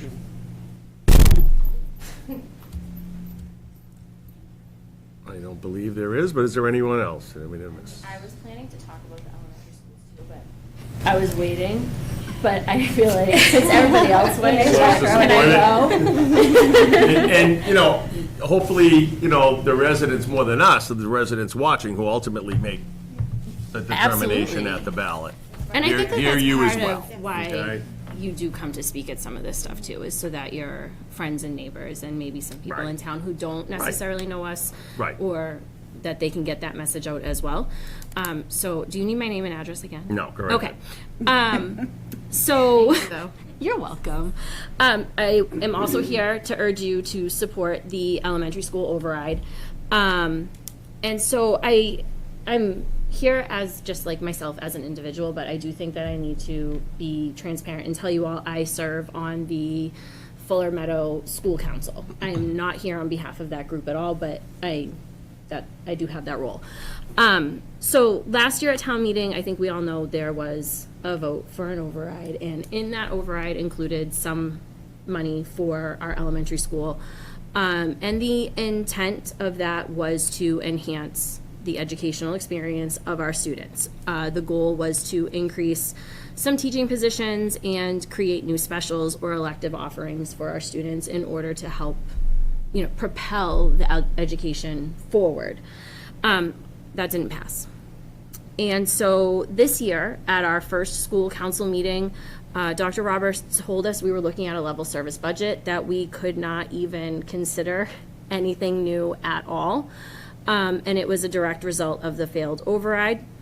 And so our school committee, the school administrators, the tri-town school administrators, and our school council took that vote to indicate that the residents were not really interested in enhancing or funding the enhancements at this time. So the fact that the current budget is looking for level service, it's not to imply that the desire of our educators and parents is not there. It's not to say that the need is not there. I am a hard advocate for the social emotional learning program and believing that that should have been a special.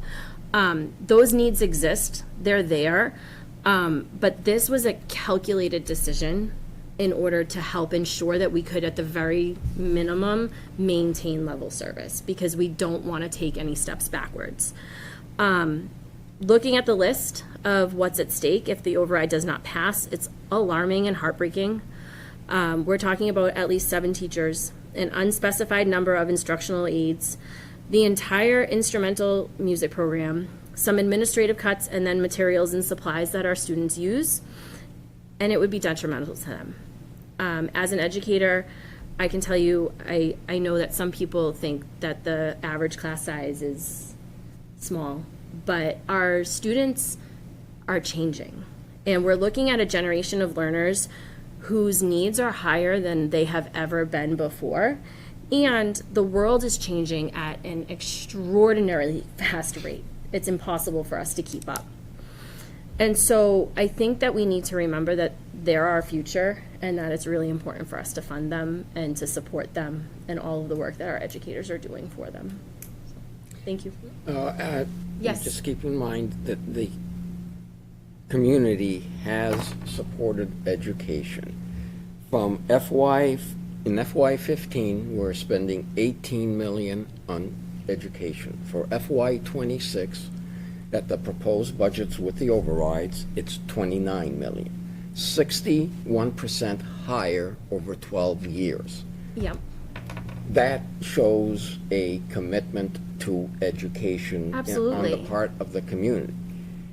But the school committees also owe a duty to the taxpayers of being open and using sound, budgeting when they come up with their budgets, and administrations communicating with their school committees as to what is happening, and oftentimes the administration can see something on the horizon a lot faster than the school committee members can, and they need to be communicating that.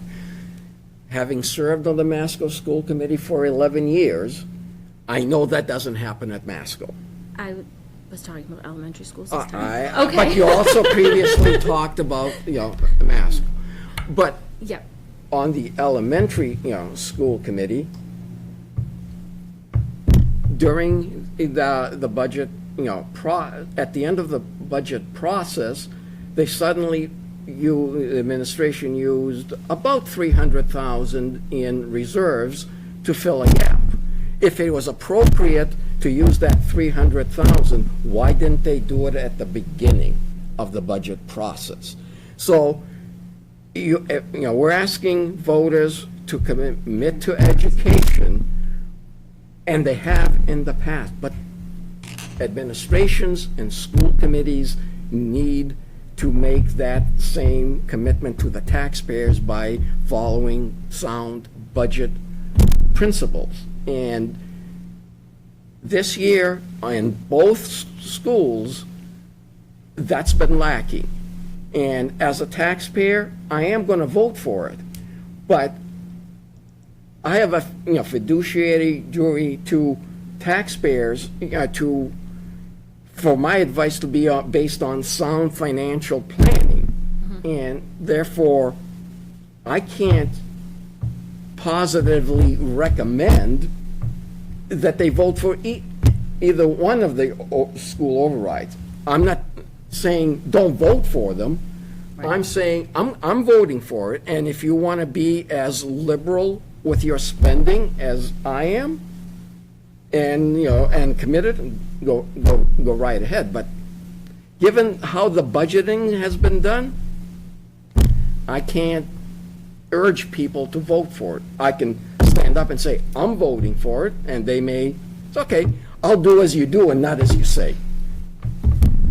I hear you. I believe that the school committee heard that feedback as well. I have not watched their meeting from last night yet, but it's my understanding that they did discuss that particular issue. I am not sure, but I believe that they heard that feedback.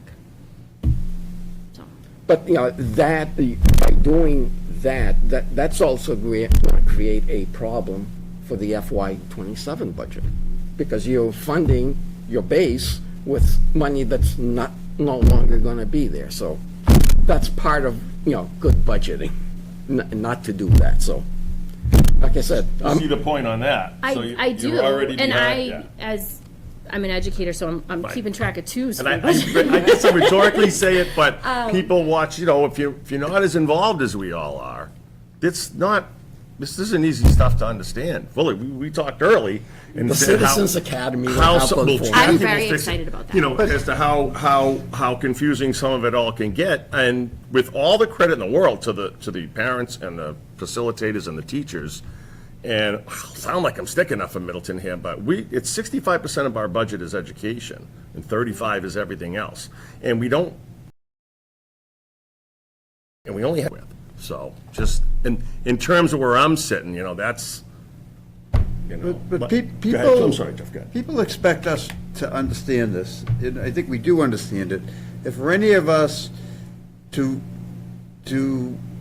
vote, tell our neighbor, don't vote for this, but I'm going to vote for it, sending a mixed message like that, I think people depend on us to have the expertise to make a recommendation which they would hope would be the same as we would vote ourselves, to say that we're going to recommend to my next door neighbor to vote no, but I'm going to vote yes. I can't understand. I just can't understand that.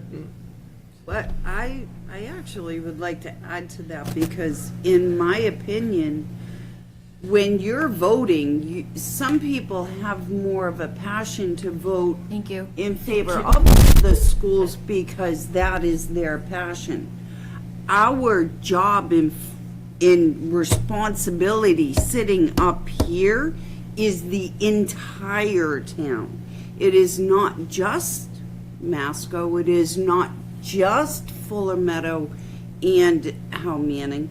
It's the fire, it's police, it's schools, it's the taxpayer, the senior citizens that are struggling. I mean, what you use, Miss Libby, you use eggs. I'm gonna roll on eggs. You know, we have senior citizens in this town that everything has gone up. Our fuel to heat our homes, our groceries, everything. Their Social Security has not gone up. We have that financial duty sitting at this table to look at everybody in this town, in every department as a whole. And that's what we try to do. To Costa's point, and Jeff, in my opinion, you can not recommend, but vote the way your wallet, your pocketbook says it can vote at the poll. I don't know that you have to, you're not disappointing anyone, and you're not saying that it's not a mixed message, in my opinion. That's just my opinion. No, I think it's a matter of perspective. If you're being spoken to and you have a child in the schools and everything, is a lot different from, as you point out, the retiree or someone who isn't. Yeah. And I think it's you know, we do the best we can up here, and I think it's a point of perspective in that regard. Okay, thank you, everyone. thank you so much for your input. Thank You're very you. welcome. That was, like I said, hope everybody hears what you had to say. Did you have anything else, Vicky? No? All right. She saw her peek around. Well, all right, ladies, thank you very much, okay? All right, I'm gonna now jump back in the order and discuss item number 5, which is the Lake Street Fire Station Structural Engineering Proposal Review. Thank you, Mr. Chair. I heard from the engineer late this afternoon, and they are not going to have the proposal until later in the week, so I'd like to table that item for now. All right. Okay. And, all right, then we're going to move on to number 6, which is the discussion about the Middleton Momentum, a new quarterly town administration letter. Thank you, Mr. Chair. So that is an item that actually sprung forth from the goals that you all established earlier in the year. We are happy to workshop the name. We've received mixed reviews. And we anticipate... Not mixed. I thought it looked really good. Distinct facial, appalled by it. You can't win them all. So, so we are moving forward with that process. It's going to be a quarterly I newsletter. think things through, Jackie. And we anticipate the first issue to come out probably coinciding with tax bills, so probably start of the fiscal year, July. But we wanted to get some feedback from the board and from the community, I suppose, since you're here. It's nice when people show up. Just to see what kind of items they'd like to receive updates on. I would probably be pulling some items from the administrator's report and just giving, brief paragraph-long blurbs about other initiatives that we're working on in the office. But we welcome any feedback. Well, I think it'd be good to, include, things that are happening in town. Like, people might be driving, by like 114 at the end of where the bush goes into 114.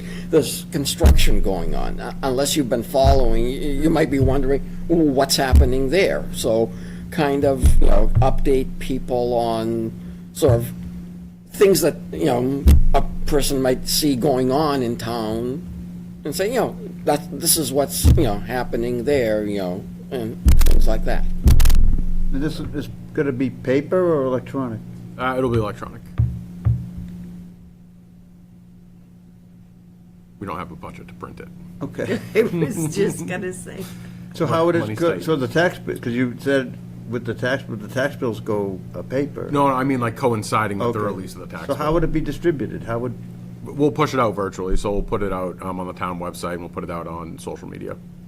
And the other thought that was, or maybe I'm just thinking it now, I forget, I might have been brought up last week, was if we could print some and put it at the COA, Yeah, Council that's a good on idea. Aging. That's an exception. we can make. Because Yeah. they do not all use computers. So if we could print out, I mean, what Like are we 100 a gonna month or print out, something, maybe and- 30? yeah, that's a good idea, yeah. Right, and then just put it at the COA. The library circulation too might be a good place to have Yeah, like yeah, yeah. 4 or 5 of them Sure, for people to sure. pick up like a paper. Sure. Good ideas. Sorry, Costa. Yeah. And, this you'd be sending out through people that have signed up for notifications on the website. Thank you, that was my question. push We'll have that too. Great. Good. Maybe we also, I don't know, talking to, the elementary schools, because, they notify students, and maybe even Masco, electronically about certain things. So if this can be distributed through those channels also, it may hit people that haven't signed up for notifications from the website. I'm not sure that, what's the protocol for them, sharing that information, but at least ask the question. Yep. Basically the same thing I was gonna ask. So quarterly, you're thinking? I love the concept. Yeah, me too. Yeah. It'd be the only thing that I clicked the box and said, yes, I want mailings and emails and everything. Well, not to outdate, but I'm sure everyone sitting up at this table remembers, we used to have a paper called the Tri-Town. And the Tri-Town was something, it was a local newspaper. And I want to say it stopped circulation probably about 12, 15 We got taken years over. ago. It got absorbed. And Yeah, and it really became the Ipswich Disappeared. paper, because I still received it for quite a while. We had two at one time. We had the Village Reporter and the Oh, Tri- yeah, we had two right, new right, Middleton right. Village newspapers. Reporter was Two. a We had lot two. of, that one Now we got didn't none. last too long. People miss the local print. We hear that a lot. Yes, And your seniors, a lot of your seniors, that is an absolute truth. Even the Salem News used to put more local Middleton stuff in Yeah, 20 we years don't- ago than now. Yeah. I mean, they used to have a Someone here. reporter, Yeah. come, Right. Sit right. yeah, I mean, we saw a few meetings ago, a reporter from the Salem News for the first Only for time in the 12 MB. years. Right. It used The to be every only week. time that I am recalling seeing a reporter was during the MBTA meetings. That's it. So we'll get going on that.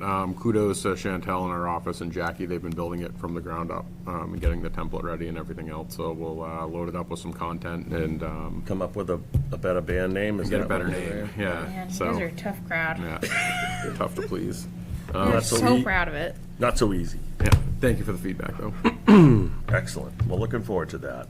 I'm out of order here, so I gotta get that back here. Number 8, fiscal year 2025, fiscal year 20 to 27, mid-year goals review, and I like the outline that you provided us. But the colors is nice to keep Right? up what's done and not done and under, Yeah. Yeah, that really helped me too, Jeff. So I'll go through this on a high level. I'm not going to read it word for word, but as a refresher for the folks at home, annually we being the administration, work with the select board to put forth a list of priorities and goals that kind of help shape our policy and our direction for the upcoming year, help us prioritize some of those items. So this was put out in early December. We're reviewing it now, May 6th, about the 6-month midway point throughout this goal calendar year. And so we've broken items down in green, yellow, and red, with green indicating completion or substantial progress, yellow indicating an ongoing initiative, and red indicating a delayed initiative. We've also struck some items depending on some things that have shifted in town in terms of priority. So the first item we have here, which is in green, is construction site work and the creation of a centralized maintenance oversight for town-owned property. So that's something that was funded in this upcoming budget, that maintenance position. Just trying to make sure that we're protective of that investment that the people of Middleton are making. Can I ask a question on that? Yes. When do we anticipate hiring that maintenance person for the new, when do we start looking? When do we anticipate putting someone on board? So it'll be advertised effectively the day 9 a.m. after annual town meeting. Yeah, once we know the funding is secure, we'll go ahead and advertise for that. We'd like to get somebody in for July. Realistically, we need someone in now. So where would their office be? Well, they wouldn't have a, Now, I mean, like, before the buildings, before they can have an office in the new buildings, from July to the end of the year, where will their office be? we'll set them up in a vacant space somewhere. But even when we have the new buildings, they're not gonna have a set spot, because they'll be roaming from building to building. So they'll have some desk space set aside in the different buildings, but they're gonna be on the move. They'll be in the truck. But this person's expected to be in within 40 hours a week. So I would think they would need somewhere, a To home do like base. the administrative element of their work, yeah. We'll think about that more and bring it back to you. Okay. Thank you. There's room across from you guys where the Yeah. voting machines Yeah, are. honestly, yeah. It's a little bit of a mess, but it's temporary. And then, It's a tidy mess. a little bit. And then It's generous. fiscal 25 through 26, so it's in yellow because it's ongoing coordinating the move-in into the new building and then project closeout, so we're in the home stretch here. In the second category of Longview planning initiatives with the planning board, in green, the Route 114 Northern Corridor Study, we've kicked off and started that process. Fiscal 26, you'll see the Middleton Square Town Center Study, and then fiscal 27 kicking off the master plan review process. And Anna Berry-Carmer, our new planner, had a very productive joint meeting between the planning board and ZBA, I want to say 6 weeks to 2 months ago now, highlighting what her plan is to roll those things out over the next 3 years, so she'll be very busy. Now, that group that Costa, I believe, is our representative. When does that group kick off, the 114 corridor? And do we have, has the whole group been appointed already? So the directive we provided is let us get through town meeting, and then we'll get it going in the summer. But have So the other boards picked up their They representative? haven't met yet, no. No, pick their representative, like we Yes. picked Costa. Yep, the group is set. The group is set, so ZBA picks someone, the planning board Yep, picks someone. they just haven't officially met yet. Moving on to category 3, conducting a town-wide fee study. So this is going to run 24 through fiscal 27. So for 25, we continued the fee study and recommended changes to the select board for adoption, and then implemented those findings into the fiscal 26 budget. That's specifically relative to transfer station trash sticker fees. But we'll continue to make sure we remain on top of that. Item 4 has more of an IT tilt to it. So for fiscal 25 through 26, we've accomplished connecting to the regional fiber network and continuing to migrate away from paper records. There are some items, even in the capital plan this year, to try to take some existing hard copies we have and digitize them if possible. And then ongoing for the next fiscal year in yellow, delivering an IT system for the new public safety and town hall buildings. That work is ongoing. Category 5, increasing recruitment strategies for volunteers and committees. So that's running fiscal 25 through 27. We've promoted vacancies using multiple means. We've built a pipeline of engaged and knowledgeable volunteers, linking their experience with pertinent boards and committees. We have an exceptionally well-staffed volunteer base here. It's really remarkable. And then fiscal 25, checking the box this evening, developing and holding a Citizen Academy. Really, maybe that one should be in yellow because we have to hold it in the fall. Category 6, list of town-owned properties. So this has been something that the select board's really been digging into in earnest in the past 2 to 3 months, running through that list of surplus properties, talking about an action plan for each of them. The police station in particular is on the upcoming town meeting warrant to be disposed of so that it can be sold. So we've made good progress on that, and then just continuing conditions assessment for existing properties and identifying funding to repair them. So that one more so is relative to the library and some of the ongoing capital initiatives they're looking at there. Can I ask a question? The building on School Street, the old glue factory, I saw that there was an insurance bill on it, but it's costing us money. Is there any plan at all or any talk about to move forward to try and dispose of that, even if we can somehow? So that is actually, I believe, one of the properties on the list. We just haven't gotten to it yet. So Are there any ideas at all, or? we're cooking some stuff up. Okay. That's a complicated piece of That, property. absolutely. Yeah, it's dirty in Yeah, so many words. Right. So problems. we're looking at some mass development programs, but we're restricted, unfortunately, what we can get in terms of grant funding because of the MBTA Could we, issue. if we couldn't dispose of the property because the soil is dirty, is it too cost prohibitive? And I know there'd be abatement work have to be done just to tear the building down, even if we couldn't dispose of the land right now, that would take the insurance cost away and the, I don't do that. yeah. Not to my, We had done a study Right, prior to your arrival. If someone's going to deal with the property, they have to deal with both the building and the soil remediation. It's not one or the other. And once you're getting into the process, I don't know if you've, when you get into a process of an abatement of that nature, doing that remediation work, it is somewhat cleaner from a stand-up cost perspective to do the building and the soil at the same time. So I think it's a good suggestion, Jeff. That's just our policy renewal for the year, so that's just so that we have vacant building insurance for the year that you saw on the warrant tonight. But it's a big endeavor to do one of those things without the other. I think it would increase the costs long-term for whoever takes it on. Jackie, that's 100% correct. I have one in North Reading I'm dealing with too. And they really frown upon just taking the building and disposing of that without remediating the soil. It's just frowned upon. It's very hard to do. And it's very, very, very costly. Yeah. It's Something we just don't have. $1 million plus type of job. Oh, And, Right. Some of our neighboring communities, like, Peabody, Salem, have cleaned up sites with federal funds. But in the past, we've explored those, but, have gotten nowhere. So, it's all, try again. Try again, yeah. Yeah. And those are all considerations that we're gonna take when it comes up at an upcoming select board meeting, but just trying to identify grant funds we do have access to at least get the ball moving on it, because it's just sitting there. Number 7 is identifying opportunities to study and address town-wide traffic concerns and development. So that's running fiscal 25 through 27.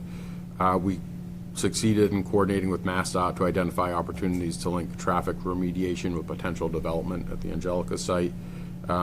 We have green for implementing an action plan where appropriate for that. We did receive grant funding for it, but we've fallen into the red to begin the design phase. We should have started that several months ago, but that grant is held up due to MBTA issues. So the 3A zoning. So also the bid construction phase for redesign of 114, where we're behind on the design.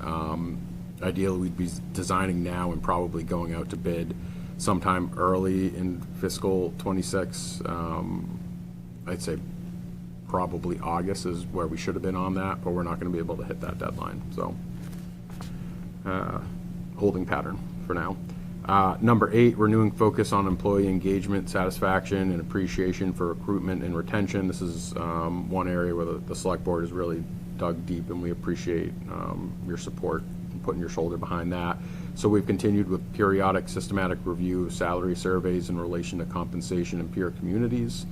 We prioritize employee health and wellness as part of staff trainings, continued where budgeting allows the progress towards increasing the town contribution for the healthcare split from 70 to 30%.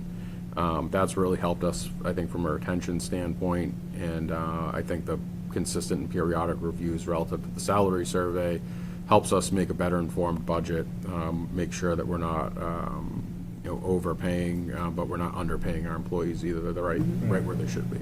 So. From 60-40 to 70-30, not from 70 to 30. Yeah, Just thank so you. no one's Yeah, thanks. panicking. No one panic.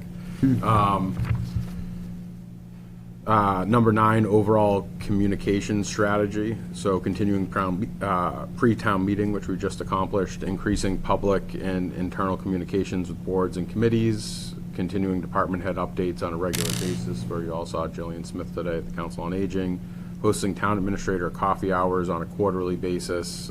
We just had a session for office hours for the first time, but I'm going to continue that in earnest throughout the year, even when it's not town meeting season. So I think it's just nice, and some people don't like to come to these meetings and ask questions because it's a little intimidating, but if they can just come one-on-one, I'm a fairly friendly individual, so come by and have a chat. And then producing quarterly town administrator update videos relative to town meetings. We've put them out. We put it out for the special. We'll put another out for this one sometime next week. But I would like to get just a little more of an informal, like, hey, here's maybe what the select board talked about this week type of video going out. Not my preferred style, but there's value in it, I think. So I'll force myself to do it. And then developing a monthly digital town administrator newsletter, which we just kicked off this evening as well. Number 10, long-term planning. This is one that Mr. Cresta had added to the list, and I want to pick his brain a little bit more about what he would like to see beyond this goal list. But developing and presenting a long-term plan beyond these goals to map out the next 5 to 10 years in Middleton. This job's a little bit of a 50-50 in that half the time is spent on initiatives, forward-thinking things that you planned out, and then the other half is trying to respond to the things that just kind of like show up and blow up in your inbox on any given Tuesday. And we do strike a good balance there, but I think a lot of the long-term goals, in my opinion, should come from the board. And we're happy to implement those, but maybe have a conversation about that sometime over the summer as well. And then the Middleton 300th anniversary celebration, so appropriating funds for the 300th celebration. It's a warrant article on the upcoming town meeting warrant. Establishing a committee for the 300th anniversary. So the committee's been established, and there's been a call out for people that are interested. They haven't had a meeting yet or been appointed or anything, but that's ongoing. And then once that group is established, working with town departments to support anniversary activities. So that's coming up in 2028. So overall, just looking at this, there's a lot of green on there. Get a lot done. That's great. And I think sometimes doing this mid-year review, you don't realize, like, you're working and you're pushing, but it's nice to see it there. Shows in the black and white, but, accomplishments. Yeah, in green and white. So, well done, and collectively, that's reflective of this group as a whole, and as well as our town staff and employees, and other volunteers and committees. A lot of these things, it weaves in and out throughout the town government, so job well done. We have 6 more months to go within this period, so we have some time. 20 more years to go. Yeah, I think it's 27 for me, but closer to 32 for Jackie, but 30. 30. Congrats. Well, who's counting? Yeah, who's counting? So that's everything for now, and obviously, if any of you have any other questions, or if anybody from the audience, we're happy to answer them. So it looks like we're making good progress. Very good. On a lot of things. Well done. Yeah, I jumped out to me, like, the way you outlined it and listed it, that was helpful. All right. Next, item number 9, fiscal year 26 budget update and any discussions if needed. I don't want to take anything out of order within that. I want to make sure we've taken all the votes that we need to have taken. So relative on the warrant. So specifically to the budget, beyond your recommendations, I do just want to note, and a reference is made to the school committee's meeting last night, and I just wanted to express my appreciation of the administration with the elementary schools of highlighting some of the budget process that they've had, and some of the, an issue that bubbled up late in the process, and I commend them for coming forward and breaking that down, and then how that was resolved for the general public, just from a transparency standpoint. Our finance director, Sarah Wood, had, in reviewing the numbers, identified a discrepancy several weeks ago at this point. We'd had some conversations with the schools in terms of trying to find ways to fix that. So just in general, our appreciation to Superintendent Morrison, as well as Steve Greenberg, and their partnership. And we say it all the time, we work on a lot of projects together. There's a lot of initiatives as a community that we work on that overlap, whether it be the roof that we're sitting under, going through the MSBA process right now. We're trying to solve, traffic flow issues on the site, and finding places to park parents to queue them while they wait to go to pick up their kids. And it's a good group to work with, so I appreciate that. And we have a lot of work to do over the upcoming year, so. Was there any discussion either at the school committee or between you and the superintendent about what that means for the FY27? And you had touched on it a little bit earlier in the meeting, but one of the concerns that we had on this side of the table, and granted, the school administration and the school committee know their budget better than I ever will, but on a high level view, we had concerns that roughly $300,000 is being used from their revolving funds that is a one-time revenue. And so what that means is, when the time comes next year to fund that, it's not like you can count on the levy limit to cover that or any other reliable, consistent revenue source. It's a one-time chunk of effectively free cash that you're using to supplement your budget, meaning when they come in next year, they're already starting $300,000 behind. And that was the concern. As Mr. Greenberg highlighted last night, I think the part of the balance the school committee had to find was, all right, you're going to take that and stack it on top of the override, and now you're staring at a $700,000 or $800,000 override. That was the decision they had to make at that table, and I understand and respect that.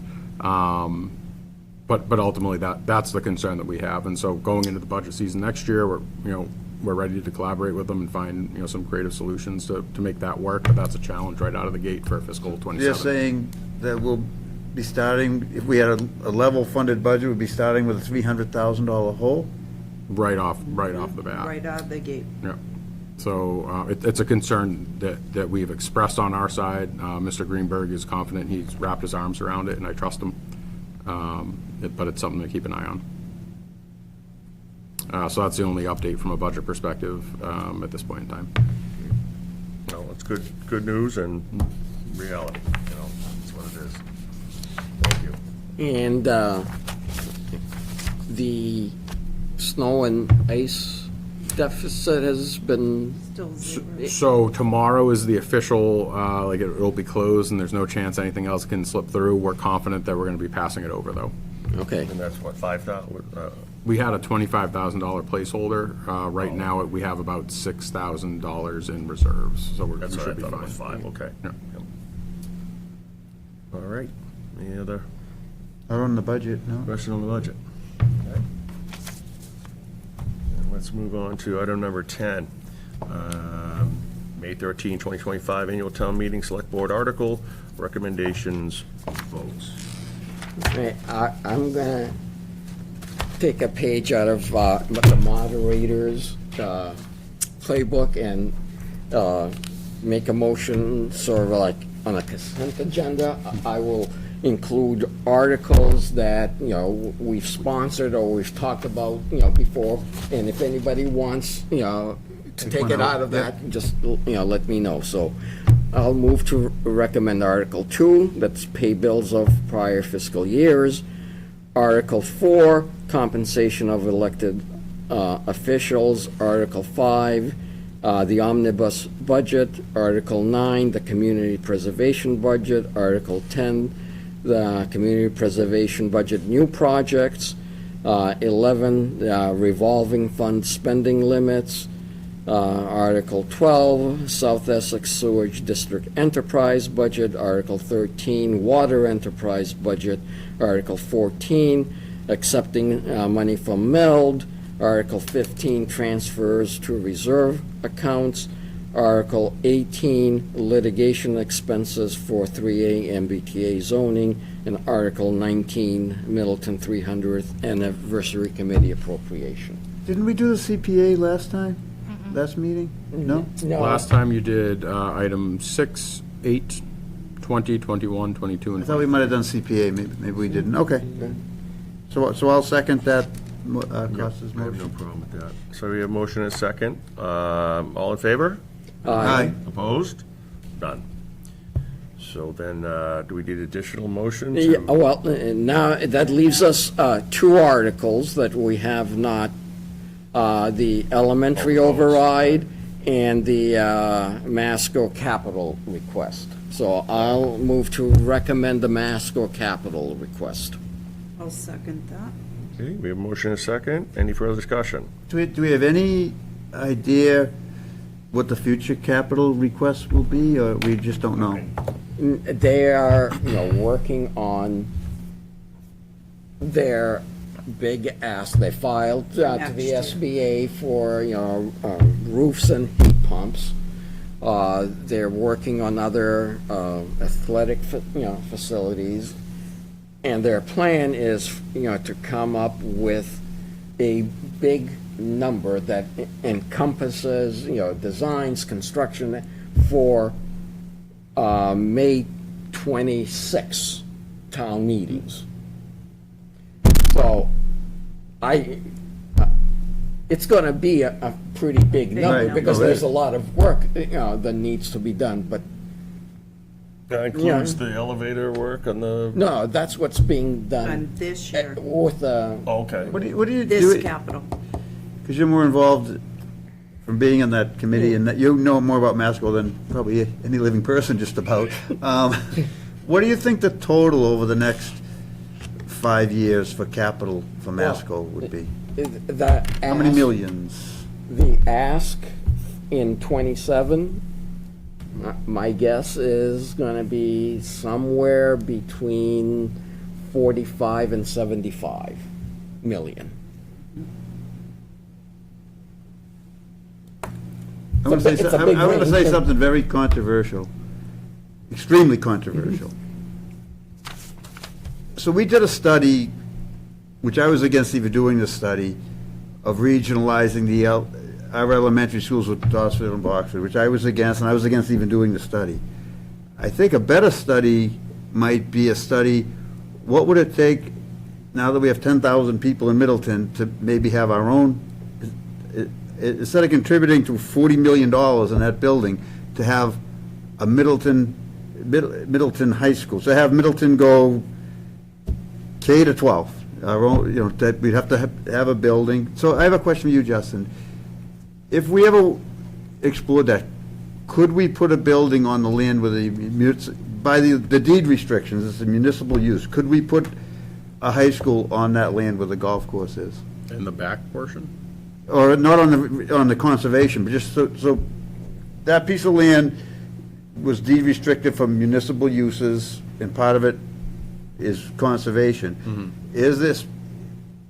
Could a high school ever be built somewhere on that piece of land legally? So legally, I believe there's a way to do it. I'm more concerned about, like, functionally, is it feasible to actually Traffic fit a and campus? fitting. Yeah. Well, I mean, It's a lot of unraveling of a, deed restrictions. like, next year, we'll probably have under 500 students at Masco, right? So if we pull our, you're basically looking at a middle high school of 500 students. It's Not feasible. expensive to run a small school. So how many students are in between Howe Manning and Fuller Meadow? Yeah, I heard 700 from the audience, Yeah, from an yeah. educator. PTO. So it's not that much, so that seems to work, and that has two buildings, so I don't know why one building wouldn't work. You wouldn't need two superintendents, you wouldn't need, I'm not saying tonight, let's do it, but I'm just saying, at some Good thing, 'cause point. we don't have the money. With well, we don't have a third of $40 million either to invest in that building. So I think it might be worth, I'm just throwing the idea out there, it might be at some point worth an investigation, I believe. No, I agree. I felt in that purchase that while it might not be today, like you said, to the way development's going in town and the availability of land and how now we're at a point, I think, where generationally you'll begin to see big pieces turned over. In those years to come, will we be able to utilize something from 105 South Main Street, whether it's that idea or a replacement for this school? Are we going to be able to do that? Because by the time we get there, the land's going to be owned by somebody else, and, talk about the expense that would be. So maybe part of looking at that, maybe, Yeah. Locust Street land was bought the town of Middleton bought that With for the a school, intent. with that intent. Maybe it's time to look at that again, I don't know. well, unfortunately, we would have to pull out before the May 26th town meeting. Because once, if that capital project Right. gets approved, We're on the hook, we're on the hook even if we pull out. unless we pulled out ahead of, I guess, what do we have to get a year's notice or something? I don't, Tells me I'm going to vote. Would you like me to look into deregionalization? Is this a, Well, I think maybe more the idea of where we Is would this something for go. after town meeting? 100%, yes. I mean, no, we need an answer 7 next days week. away. We could talk about it Some further of when it's- Brian is here, I don't know, it's something that I've thought a lot of, I didn't just think of it tonight, I've been thinking about it since last town meeting, when all that capital was coming up, and now, cost us sort of saying $40-50 million, we're on the hook for a third, maybe it's time, I don't know. And maybe it's not, but it wouldn't hurt to look at it. All right, so I've made a motion on, yeah, and it's been seconded Did we have a second? Sorry? Article for 17, the yes. The consent. capital, the study, No. That from Masco Voted on Capital. the consent, So, Article 17, that's got a motion and a second. right, we have a motion and a second for item 17, Masco Regional Capital Request. No further discussion? All in favor? Aye. Aye. Opposed? None? Passed unanimously. Mr. Chair, in your list, you did inadvertently pass over the town capital budget, number 16. I'm sorry. no, didn't we vote that last time? No. Oh, Okay, and you didn't include it in your. okay, so We can- I'll move Article 16, the town's capital budget. I'll second that. Motion second, further discussion? All in favor? Aye. Opposed? None? Passed unanimously. Thank you. You're welcome. Now, So that leaves number I 7. thought we that- did two crossing. Sorry? I thought we had already voted. on No, doesn't All right. hurt. that. I don't have, we'll just do it. And twice. number 8 has been voted on. Number 7. 7 is the fiscal year 2026 elementary school operating budget override. Oh, And is that, there's no change on that to this point? No. dollar Okay, amount? I'm sorry. Additional comments? Go ahead. I wasn't here, sorry, I had to work. Sorry, Ann, do you mind if I just hop in? Yeah. Like, sorry. So, I'm very sorry. So I texted Michelle, after I heard Mr. Garber's question about, are we gonna be starting $300,000 in the hole? Because that is a valid concern, and I really wanted to know the answer. And she said the answer is no, and that they answered that question very thoroughly in their meeting last night. So I just wanted, you're shaking your head no. Yeah, no, Oh, I would don't think, know. I would think So- it's speculation at this point. Right, so that, I just wanted, Yeah. because I didn't feel like it was really clear, so I just wanted. I appreciate, because I asked the Okay. question. Yeah, so that's, well, and I feel like that's an important piece when you're considering what you're about to discuss. Yeah. So thank you. I can speak to that really Yeah. quickly. So having watched the meeting last night, they Okay. did speak to that issue. By definition, using a one-time revenue to fund an operating budget is a structural deficit. Now, I understand, as Mr. Greenberg described it, and once again, I trust Steve 100% on this and his ability to read this and adjust in the future. They have some moving parts, and so they have elements where they may be able to flex into one area or out of another area, and I'm sure they can do that. But the fact of the matter is, the budget as proposed for fiscal '26, they're proposing to fund $300,000 of it with money that will not exist next year. That's a fact. Which is the deficit. So, but, you know, being this where we are, up, you know, ways that way, there's certainly some flexing and bending and some trusting in their management and everything like that. Transparency Merely a is huge. speculation at this point, but, you know, again, when you're to the definition, when, you know, unless you can flex and bend, that's what we're looking at. Okay. So I'll make a motion to positive recommendation to town meeting on the elementary override.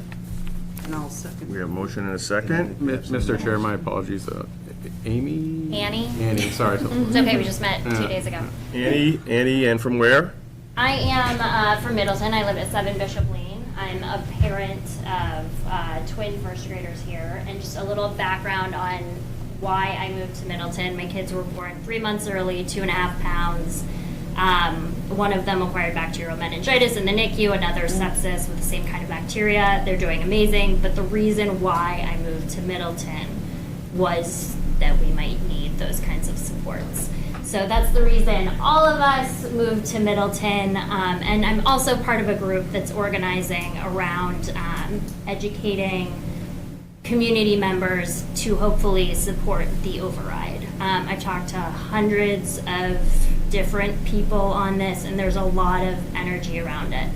And it's not just parents either. I think a lot of people think maybe it's just that we're living in a bubble, so we think positively about it. I've talked to a lot of people without kids. They understand their property values are tied to that. They understand that because of that, tax revenues are tied to that. Super important, and we just really hope we have your support on this issue. A note, I wasn't here for the Masco discussion. Very brief. Obviously, I'm in the elementary school. I'm not as involved in Masco, but I understand your vote last time to not support the Masco what was the face? Is that okay? Well, it was a, Well, it makes no recommendation. The vote was 2-1. Okay, so the Tie split. fails. The split vote, and I understand there was a lot of transparency questions around that tied to some of the concerns. I just urge you, if possible in the future, to kind of start those, and you might have already, you know, I'm an outsider, but to have those transparency discussions with the administration and school committee as early as you can. We do. well, the moves are on the way. I mean, this year, in fact, during the budget process and talking with the towns, for the first time ever, all 3 towns, you know, got together and attended the Masco School Committee. So that's not I don't believe that's a one-off. That's, you know, we're all That's realizing great. Yeah. what we have to work with And, you know, we're seeing today how transparency has, you know, can help.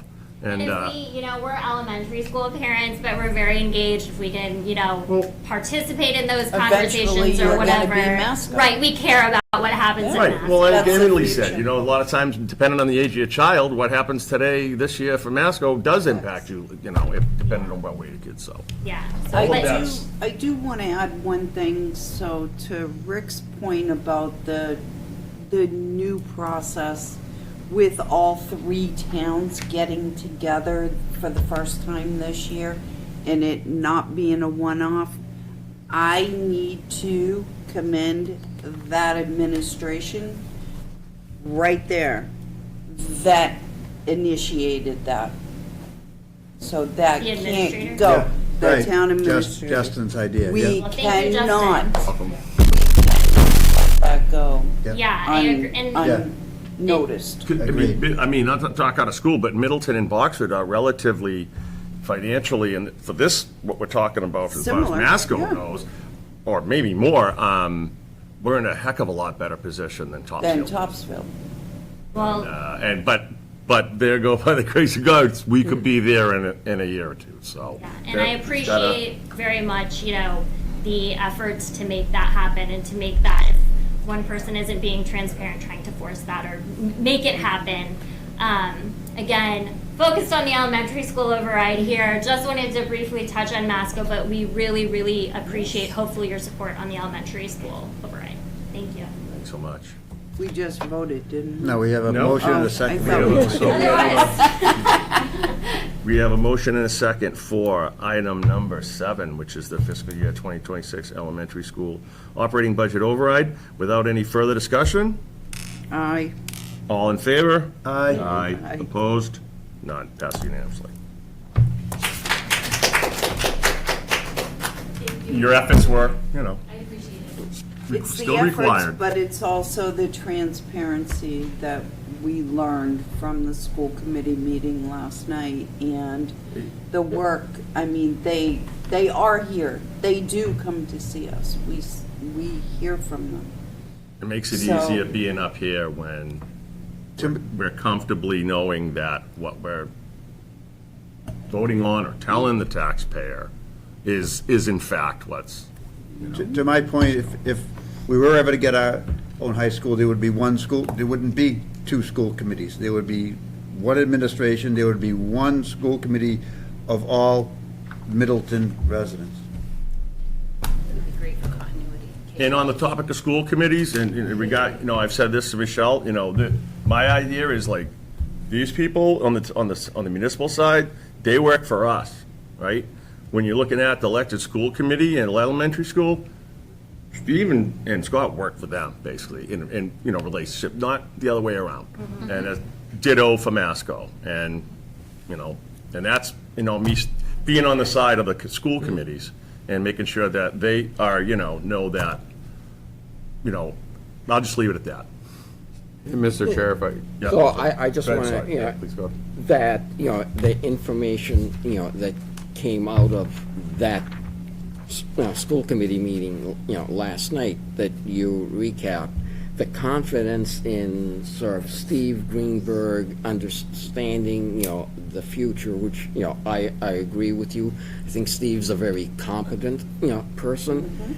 And sort of that during the course of the meeting changed my vote. As I indicated, I would vote for it, you know, individually, but I wasn't ready, you know, to recommend it. To recommend. But That's two different It, votes. it changed, you know, during the course of the meeting, you know, because of what happened last night.